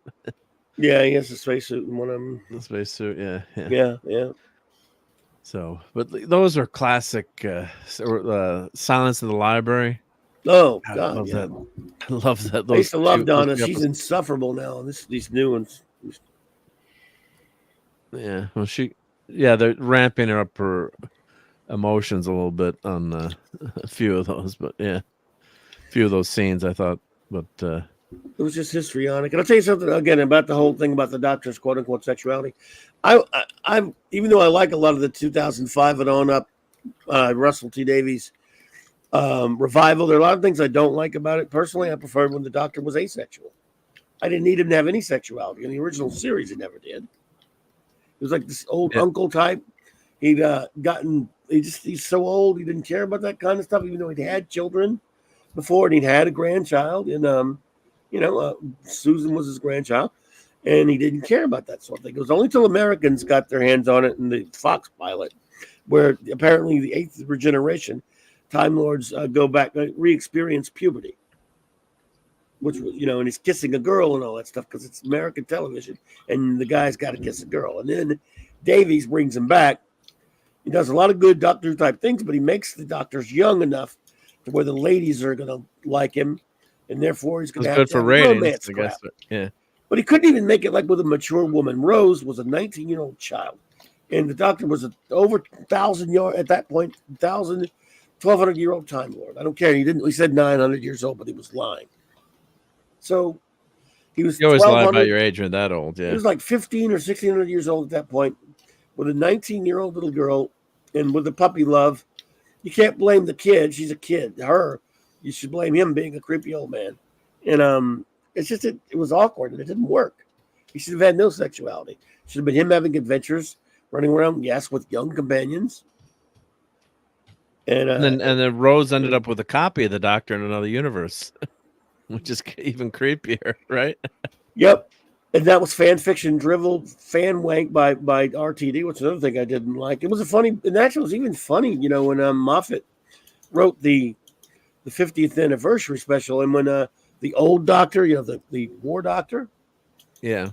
When he was getting married, and he was getting kissed, he was kissing, David said the Doctor was getting married to the Queen. He says to the Master Doctor, he says, "Is there a lot of this in the future?" He said, "Yeah, it does start to happen." Yeah, it's like you can tell him, like, he doesn't even get it. He says, "Am I having a midlife crisis?" And there's another thing that opened up. The first thing that came out of the Doctor's pie hole, this new Lieutenant Doctor, in that Children Need special that aired before the Star Beast did. And I think I've talked to you about this before. I don't know if there's someone. Every time what is the one thing almost every new Doctor has in common? Almost every time they insult the last guy. They make like some kind of crack. Like, the nose is a definite improvement. Like Tom Baker said, my nose, the nose is a definite improvement. And was it what's his face made fun of his ears? They always take shots at the other guy. And in fact, when he meets himself, what do? They argue and insult each other. Yeah. But what does Tennant do? When he's Tennant again, he says, "Oh, I was this brilliant woman. Now what am I back in this thing for?" I was like, "Oh, shut up." Well, especially if you didn't like the last Doctor, Even if you did. I love I love John Pertwee, but Tom Baker he joked about his nose. Made a joke, right? Yeah. Should be able to take a joke. But no, he couldn't make a crack about being a chick or anything. Yeah, exactly, Wagner. The first Doctor said to his 2 and 3, "Oh, so you're my replacements, a dandy and a clown." Yeah. Yep. Oh, we got to let Dad Man get out of here because he's got to get to work. And Dad Man. Yeah. Bye, yes, sir. Yeah. Always a fun and a blast. I wish I knew more to keep up with you guys, but I don't. But just kind of running down a little bit. So. No, that's all good. All good. Go watch Monarch and go watch Doctor Who. I'll turn Doctor Who on and go to sleep. So. I don't know. It sounds like it made my blood boil and wake me up. So. So it's available in the Disney Plus, I guess. Yes, Disney Plus is the new distributor of. That's only the this Christmas specials. No, I think no. I mean the 60th anniversary special. New Who's on Max and Old Who was on BritBox. Yeah, but I was wondering. Okay, so no, but I think going forward, Disney Plus is the not right they've now. Got no, maybe but later. No, but they've got they're going to have everything new on on Disney Plus. I think maybe, but as right now, the only thing they have is those 2 Christmas. Yeah. I mean, 60th anniversary specials. They're everything going forward. I think. Well, right now, New Who is 2005 up is still on Max. Yeah. But they have an agreement to have all the new Doctor Who shows on D+. But not the old one, probably. BritBox will keep the old one. Yeah. So basically, what's coming out now is not on Disney Plus; it's elsewhere. Yeah, the 2 that just came out that we're talking about, they're on Disney Plus. Oh, so the new episodes are coming out there then? Just those, yes. And then the new show when it starts in January will be on there probably. Okay, well then I can look back. So are these 2 episodes just I mean, I thought that they were starting weeklies again, but I guess not. They're just the specials. No. Okay. There's one more coming out Saturday, and then that'll be the 3 of them. The 3 anniversary specials with David Tennant. And then in January, we'll get the Ncuti Gatwa. Gotcha. Oh, the new guy. Yeah. The new guy. Yeah, so I think the last episode or the 3rd of the new episodes is just before. Is it Christmas Eve or Christmas Day? Or I think that, or is it next week? Next Ncuti? Yeah, the 3rd after the Star Beast. No, the 3rd one's this Saturday, and that's it. Oh, it is this Saturday. Yeah, and then after that, next year, it's January, I guess. Probably New Year's Day or something. It's all crazy. I don't know. I'm afraid to ask about looking at it, but you never know. But I might have to just. I hate watching everything just to be able to get up to speed, but it's good to at least know what's what. But God, I'm glad you guys took the bullet on that first episode. That first episode really sounded tough. This one I thought was worse because Star Beast at least would have been fun if they'd cut out all the stupid preaching stuff. Yeah, that was a much better episode. This episode was just a lot of talking in hallways, and if you like the emotion of that, that's fine. But it seemed pretty boring to me. So here's it says the entire Doctor Who collection will be available to stream for the very first time in November, but won't be viewable on D+. BBC rolled over 800 episodes of the sci-fi series will be on the BBC iPlayer, and I guess on BritBox. Yeah, so it's the first time it'll be available for streaming on a single service. All 26 seasons of the original run will be available to watch, as well as the 14 seasons that aired since 2005. So on Disney? No, on the BBC, I guess. BBC iPlayer. That's useless. Yeah, but we don't get that there. Unfortunately for international fans, including those of the U.S., Doctor Who's whole library will only be available to stream on BBC iPlayer in the UK. Oh, here you go. Look, Stuart said, first Ncuti episode is Christmas Day. So they've gone back to being Christmas specials? That's what I thought. I had heard it was Christmas Day. Thank you for that, Stuart, confirming that. Yeah, it wasn't with Jodie. Okay, well, that's going to still be dribble. I don't know if I'll watch it. Yeah, I'm gonna watch it just because I gotta watch it. Yep. Yeah. So I guess a monk movie. Despite BBC's announcement to start showing Doctor Who on D+ from 20th onwards. Yeah. Let's see. Responding to Tech Radar's request for comment whether Doctor Who's full collection will be coming to Disney Plus in November, Disney spokesman revealed that Disney Company had nothing to share at this time. In short, don't expect the iconic Time Lord to travel his way onto D+'s streamer just yet. That will be disappointing news for international fans of the hit show. There will be some Doctor Who episodes joining D+ back catalog in the near future. Yeah, so the three anniversary specials. So that's where. So I guess it's gonna. It must stay. It's got to stay on BritBox. I can't imagine them pulling it off of BritBox. I hope not. You sub to BritBox, right? I have BritBox. Yeah, BritBox is nice. It's cheap. Yeah. I got Blake 7 and Doctor Who and Blackadder and Red Dwarf and Prisoner and all that good stuff. Yeah, so that'll be released Christmas Day. Yeah. Don Ranger Power. Hey, Don Ranger Power. Hail, hail, hail. All right, Dad, man, we'll let you go. But if you want to go watch that episode, maybe it'll help you go to sleep because it was there was no good drama in that episode, unfortunately. No, I know. Go watch Star Beast first so you can get lectured about pronouns because you need that. Oh, the first one? Okay. I think you need a pronoun lecture. I'm sure I do. So, but hey, it's always good to be with you guys tonight. Thank you, Mark. And no, let me put your link in. Well, no, I actually got to put the Mrs. link in. Yes, exactly. Did you see what I tweeted out last night that Ramblin' Connect made for me? You're having I opened the 2024 sub battles between the Mrs. and me, and the plan is to have her surpass me. She better, I'm all endorsing it because she's trying to monetize, and she does a great thing. She's at least at 90 subs already, so yeah, if you put her link in there, that'd be good. The only thing I've got for me this week though is that I let's see, just double checking. Yeah, we have our Buck Rogers on Friday, but really Tuesday night is my 500 sub celebration. So I know you guys have been invited. So if you can make it for as little or as long as you can. I've got the Toxic Tuesday at 9:30, but but even if it's a quick drop by, exactly, from 8 till whenever I decide to stop. So hey, till 3 in the morning. I'll go as long as I feel like going, as long as people are with us. So we've been known to do that. So. But I just wanted to throw it out there. So, and thanks to everybody for your support for me along the way. You two guys have been great supporters as well as Raquel, and a lot of the great people in the chat. Well, you're doing great subs too. I mean, that's pretty good. You haven't been on that long to get 500 subs. That's pretty awesome. August 19th of last year was when I started. So so that's pretty darn good for 1 year, right? Yeah, exactly. So I and I'm always appreciative. I can't do it without the support of the chat. The people are there that are subbing and coming and watching and stuff. And we'll have some fun together. But hopefully you'll make it Tuesday night for that. But also check out the Mrs., especially 9 a.m. every morning. She has a show what she calls a daily dose of positivity.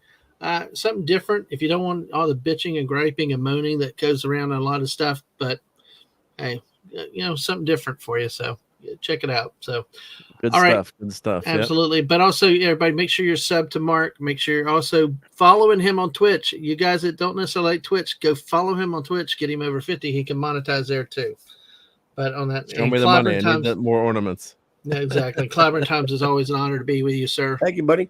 Good to see you, man. Football again one day. I'll catch you guys later. Yes, sir. All right. The playoffs. Take care, Dad, man. We'll have to do something with the playoffs coming up. We'll figure it out. All right. Take care.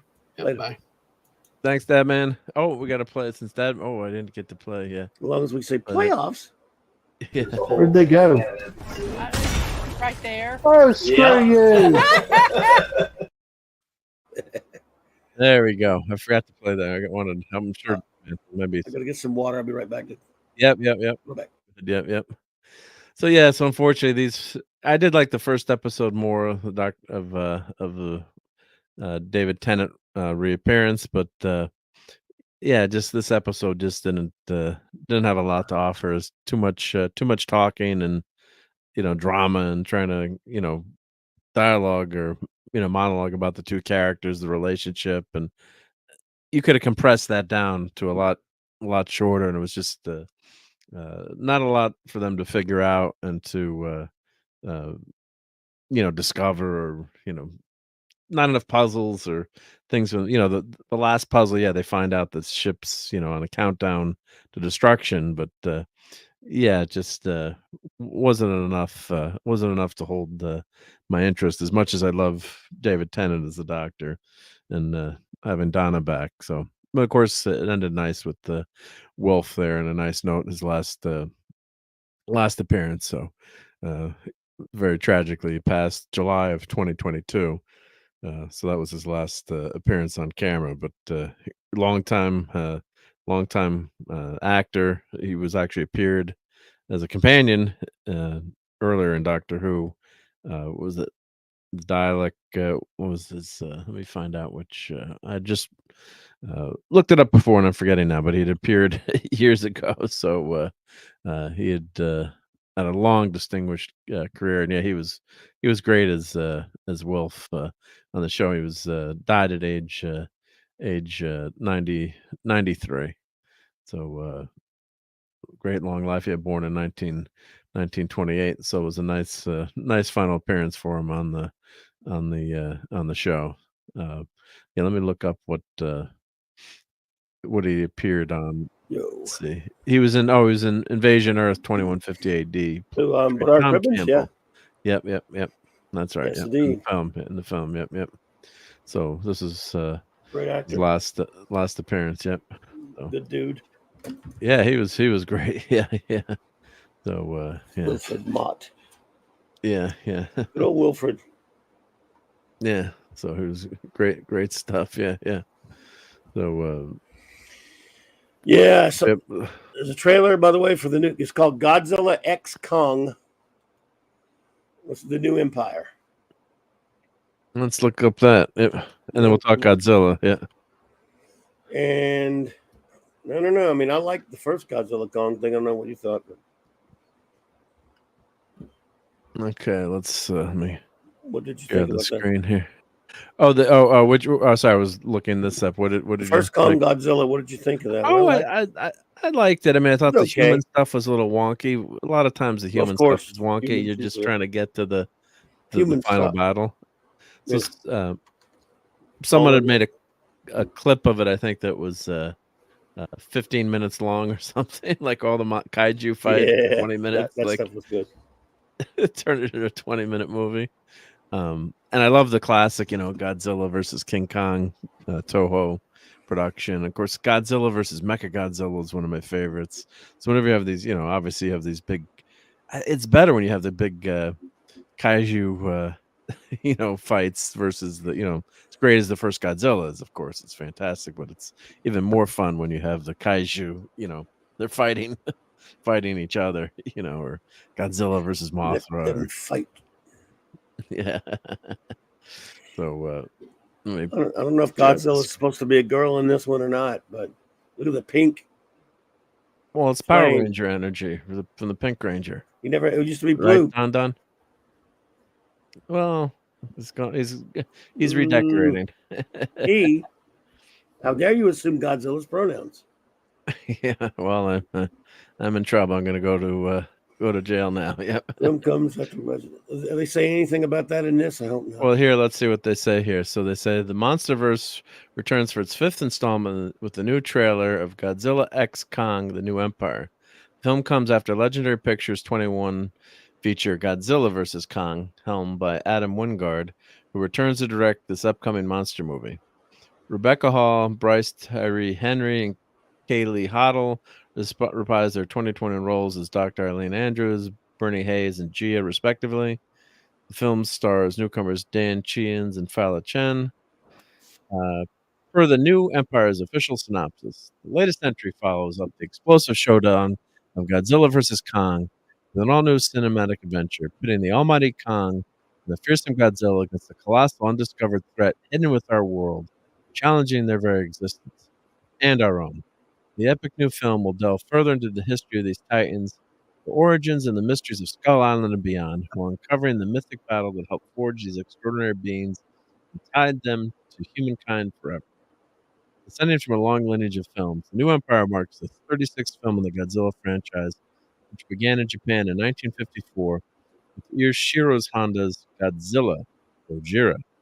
This also marks the 13th film in the King Kong franchise, which began in the U.S. with Archaeos Pictures' 1933 original. Godzilla vs. Kong: The New Empire is written by Terry Rossio, Jeremy Slater, and Simon Barrett, with Mary Parent, Alex Garcia, Eric McLeod, Ron Rogers, Thomas Tull, and John Jashi serving as producers. Well, I think King Kong and Kong are two different things because of some rights issues or something. King Kong comes from a book in the first movie, and then a couple of the remakes are called King Kong. And then I think there's some rights issues. There could be, yeah. Yeah, there are. So oh, wow, he was on Faulty Towers. Huh? Wow. Nice. And Don is also continuing his Gargoyles binge, yep, that classic cartoon, yep. And well, here, I can't play that. What I'll do slow motion play of the trailer. Let's see, I'll go to the YouTube. You can't play it because, of course, you just goggle this, you'll find it. But I'm just gonna go through stills, so that way we don't get nuked. Okay, there's the classic seismograph that shows that Godzilla or a monster or something is coming. And I haven't watched this either, so I'm just gonna click through it. I've seen the trailer. It looks like a trailer. So we've got the pyramids here. It's very trailery. Yeah, which is good. A trailer shouldn't give you too much, right? It shouldn't give away too much. Shows a lot, though. I mean, it's just, yeah. Apparently, it's Godzilla and King Kong because X doesn't. They're not versus. They're on. Yes, X is it's a Marvel team up. Yeah. So something's happening. There's a big. Was that Godzilla's hand in there? I mean, excuse me, Kong's hand in a robot. I don't know. Maybe it's like a robot thingy. I mean, it might be Robot Kong. Or maybe they're trying to control him or something too. Could be, keep him from breaking out. Yep. I'm not sure. In 2024, welcome to my world. So that's obviously Skull Island. There's King Kong there. Yeah. There's Kong. Concerned Kong. Looks like an old Kong there. Doesn't he look old, or is that me? I guess he's been, maybe at this point he's been around for a while. I don't know, but what's with the beard? Did he have a beard before in the other movie like that, or he almost looks like he's from Planet of the Apes there? Yeah, I don't know. I don't know if he did or not. Action Kong, and then there's other Kongs, other animal apes in this thing. Baby Kong? Could be. And of course, you always got to have people in this for no good reason. Yeah. Well, yeah. I've said that too, but then I saw Godzilla -1. And you did like the people in it's that. About people. But it's different. Yeah. We'll talk about that in a second. Yep. So I guess this is Skull Island. There's an angry looking Kong there. Looks like got some blood on him. So did you watch this trailer or yeah. Yeah. So of course you don't get the effect with just flipping. Yeah, and it looks cool. I mean, it looks cool. Looks cool, yeah. Yeah. Well, of course, these movies you can always make look good. Trailers, yeah. The trailer, because there's going to be some fun kaiju stuff. Yeah. Yes, but see the blue energy. I'm wondering why this place was replaced with pink. I'm just hoping it's not agenda crap.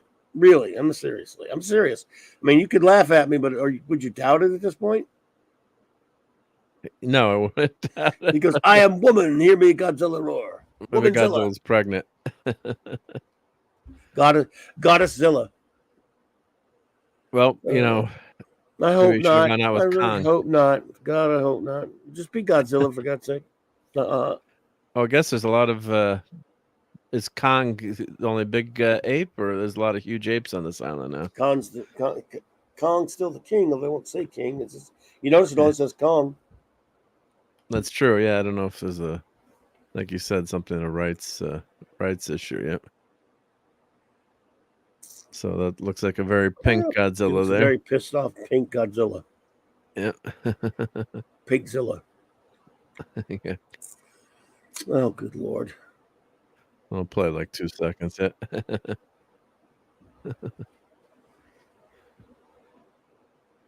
Believe me, I would love to be just wrong about this. It's kind of strikes me as weird. Well, the other movie didn't have much controversial stuff in it. It was just more of a fight. Now look at this: Godzilla and Kong running away. They're running. They're running to something. They're running to something. Yeah.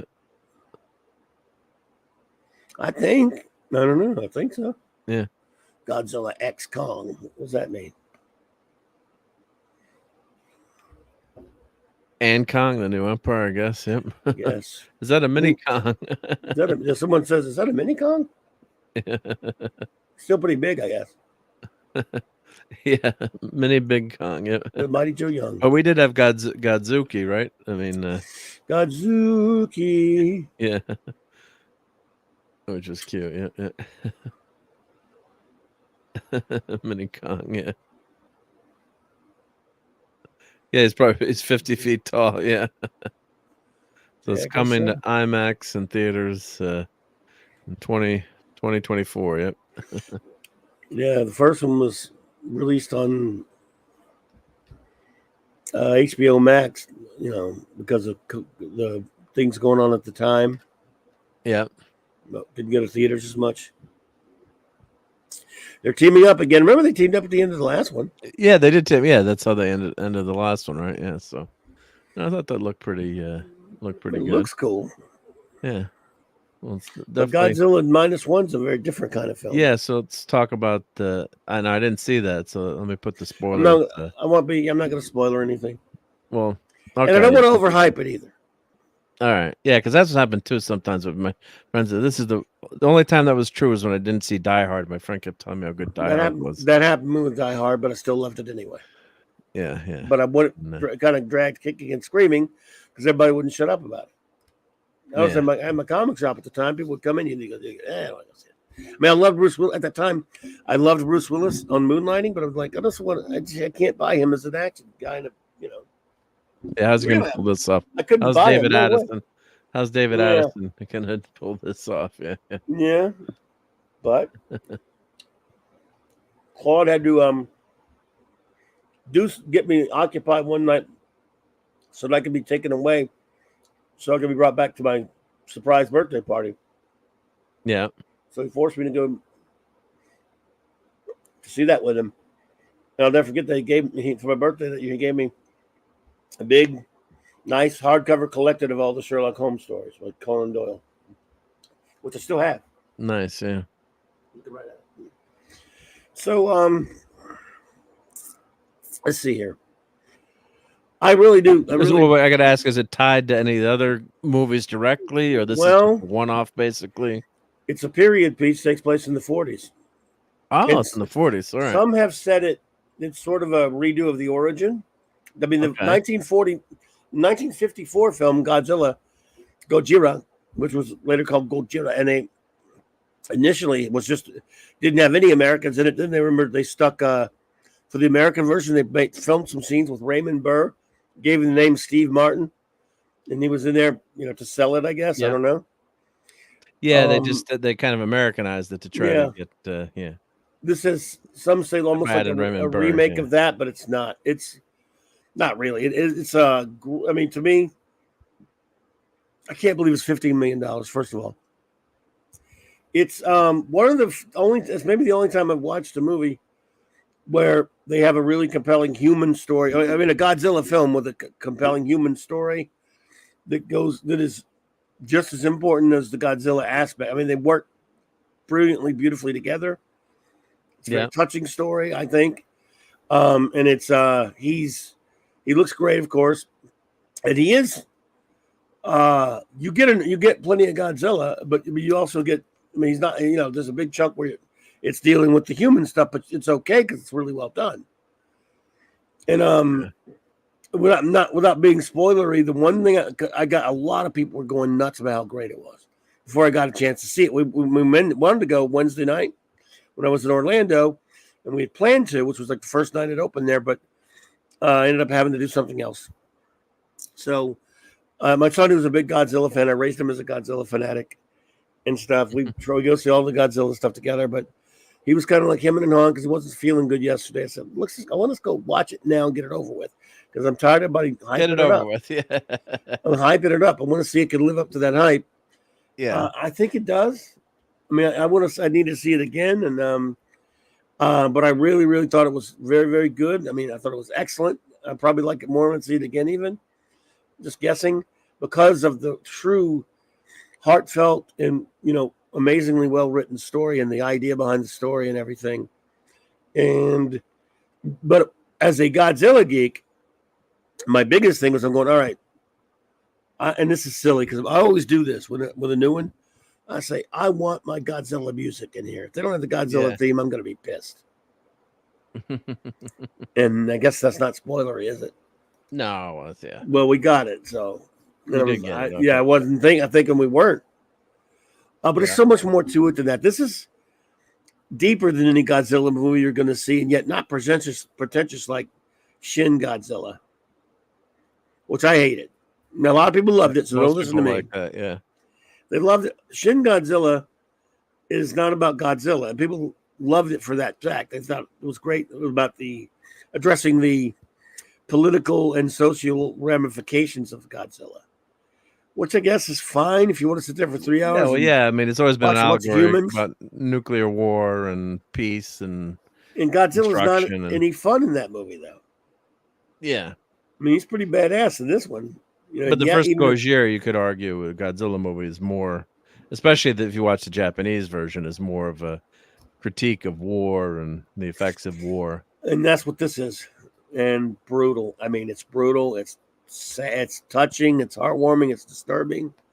It is messed up in the best of possible ways, in my opinion. That's what makes this a very special human story, unlike what you usually get with a Godzilla film.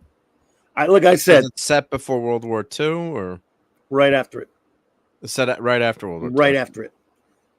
It starts out during World War II. Okay. And it's about this one guy, about particularly the story of one guy, and then later, mainly him.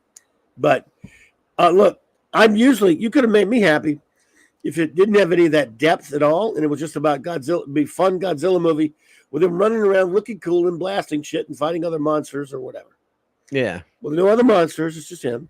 But it's the fact that they were able to attach it to such a wonderful human story, and which was poignant in its own right about war and something. I mean, I don't want to spoiler. I'd be doing you injustice if I went any farther about what I loved about the human story. You may come away not thinking the same thing. But that's what that was the thing. I get that. And I get involved in that. Plus, I get Godzilla stuff. It's like a bonus. And yet, I would have been happy if they were just him goofy shit like Kong Godzilla. I didn't give a shit about the humans. Yeah, it was kind of a waste. They kind of just throw the humans in there to have humans. But it was kind of fun watching him fight King Kong and all that. Kong lived for a while. Yeah, no, that was great. Yeah, the end was great. Yeah, King of the Monsters. Yeah, the humans, whatever. But it was okay. It was at least it had some monster stuff in it. I didn't like the 2014 one with where Bryan Cranston gets killed at the first 5 minutes. I didn't like that one too much. It was almost like watching Fox News covering Godzilla. Except the end when he finally fights a monster, and it took too long. I was bored by that kind. It had humans. It tried to be human, and the humans didn't interest me. 90 times out of 10, they don't. I'll give you one that got me kind of. You ever see Godzilla 2000? Yeah. We went to the theater to see that because, pardon me, coughing. Yep, that's okay. Yep.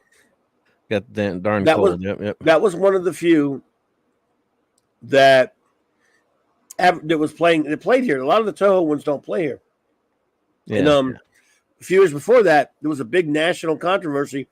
There was a movie from 1996 called Godzilla versus Destroyer, in which Godzilla dies.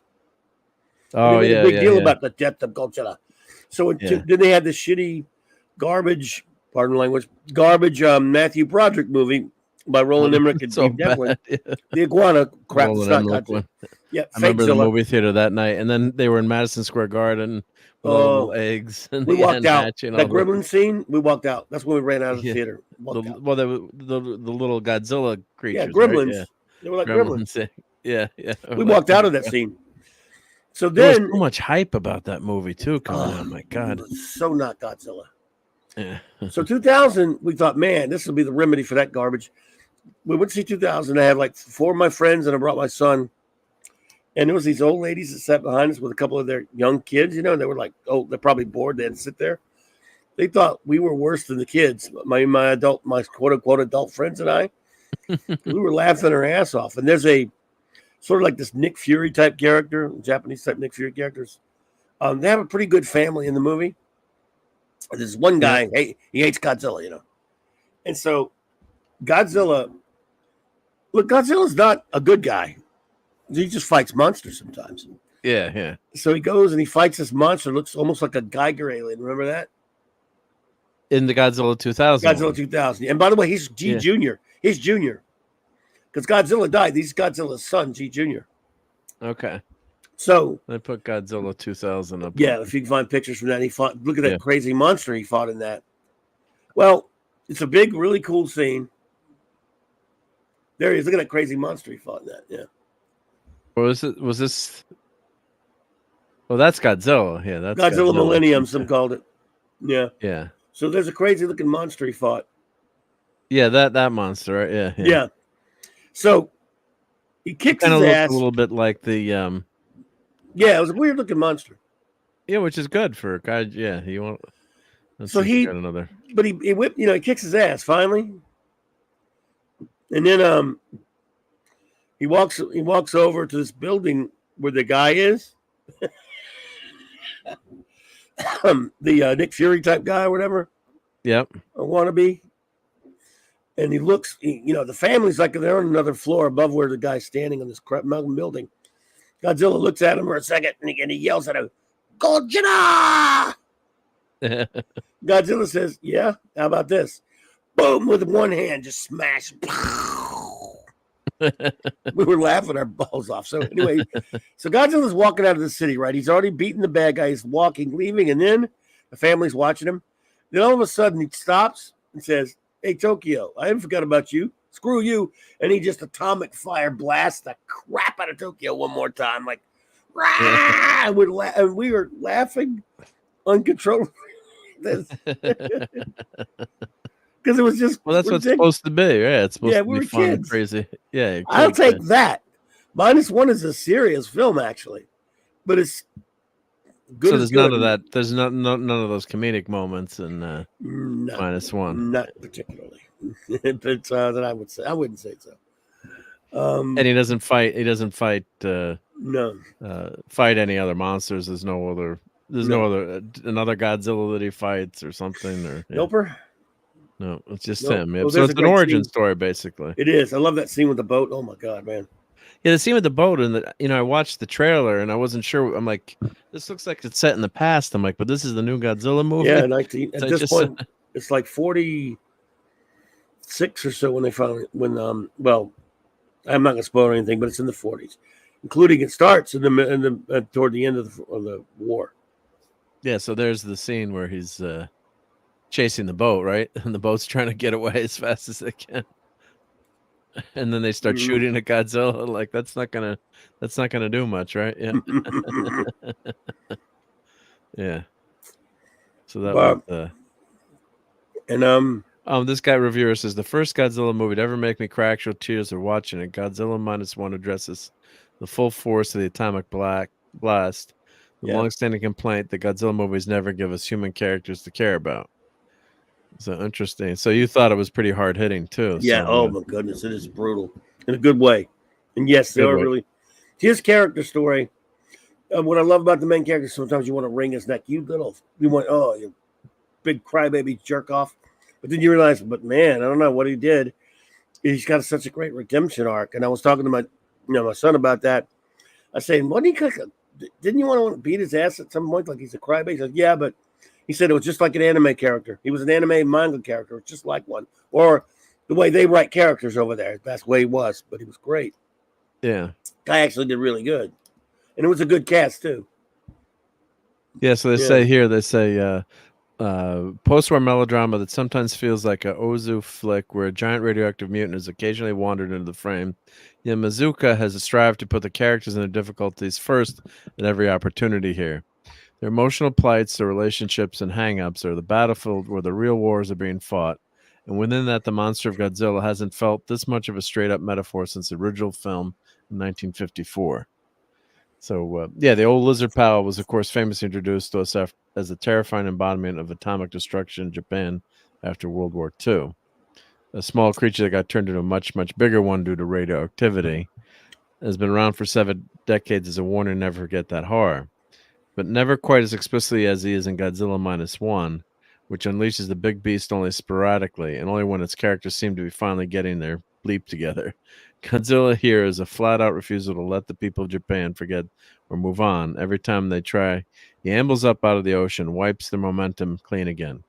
He's a real righteous bastard here.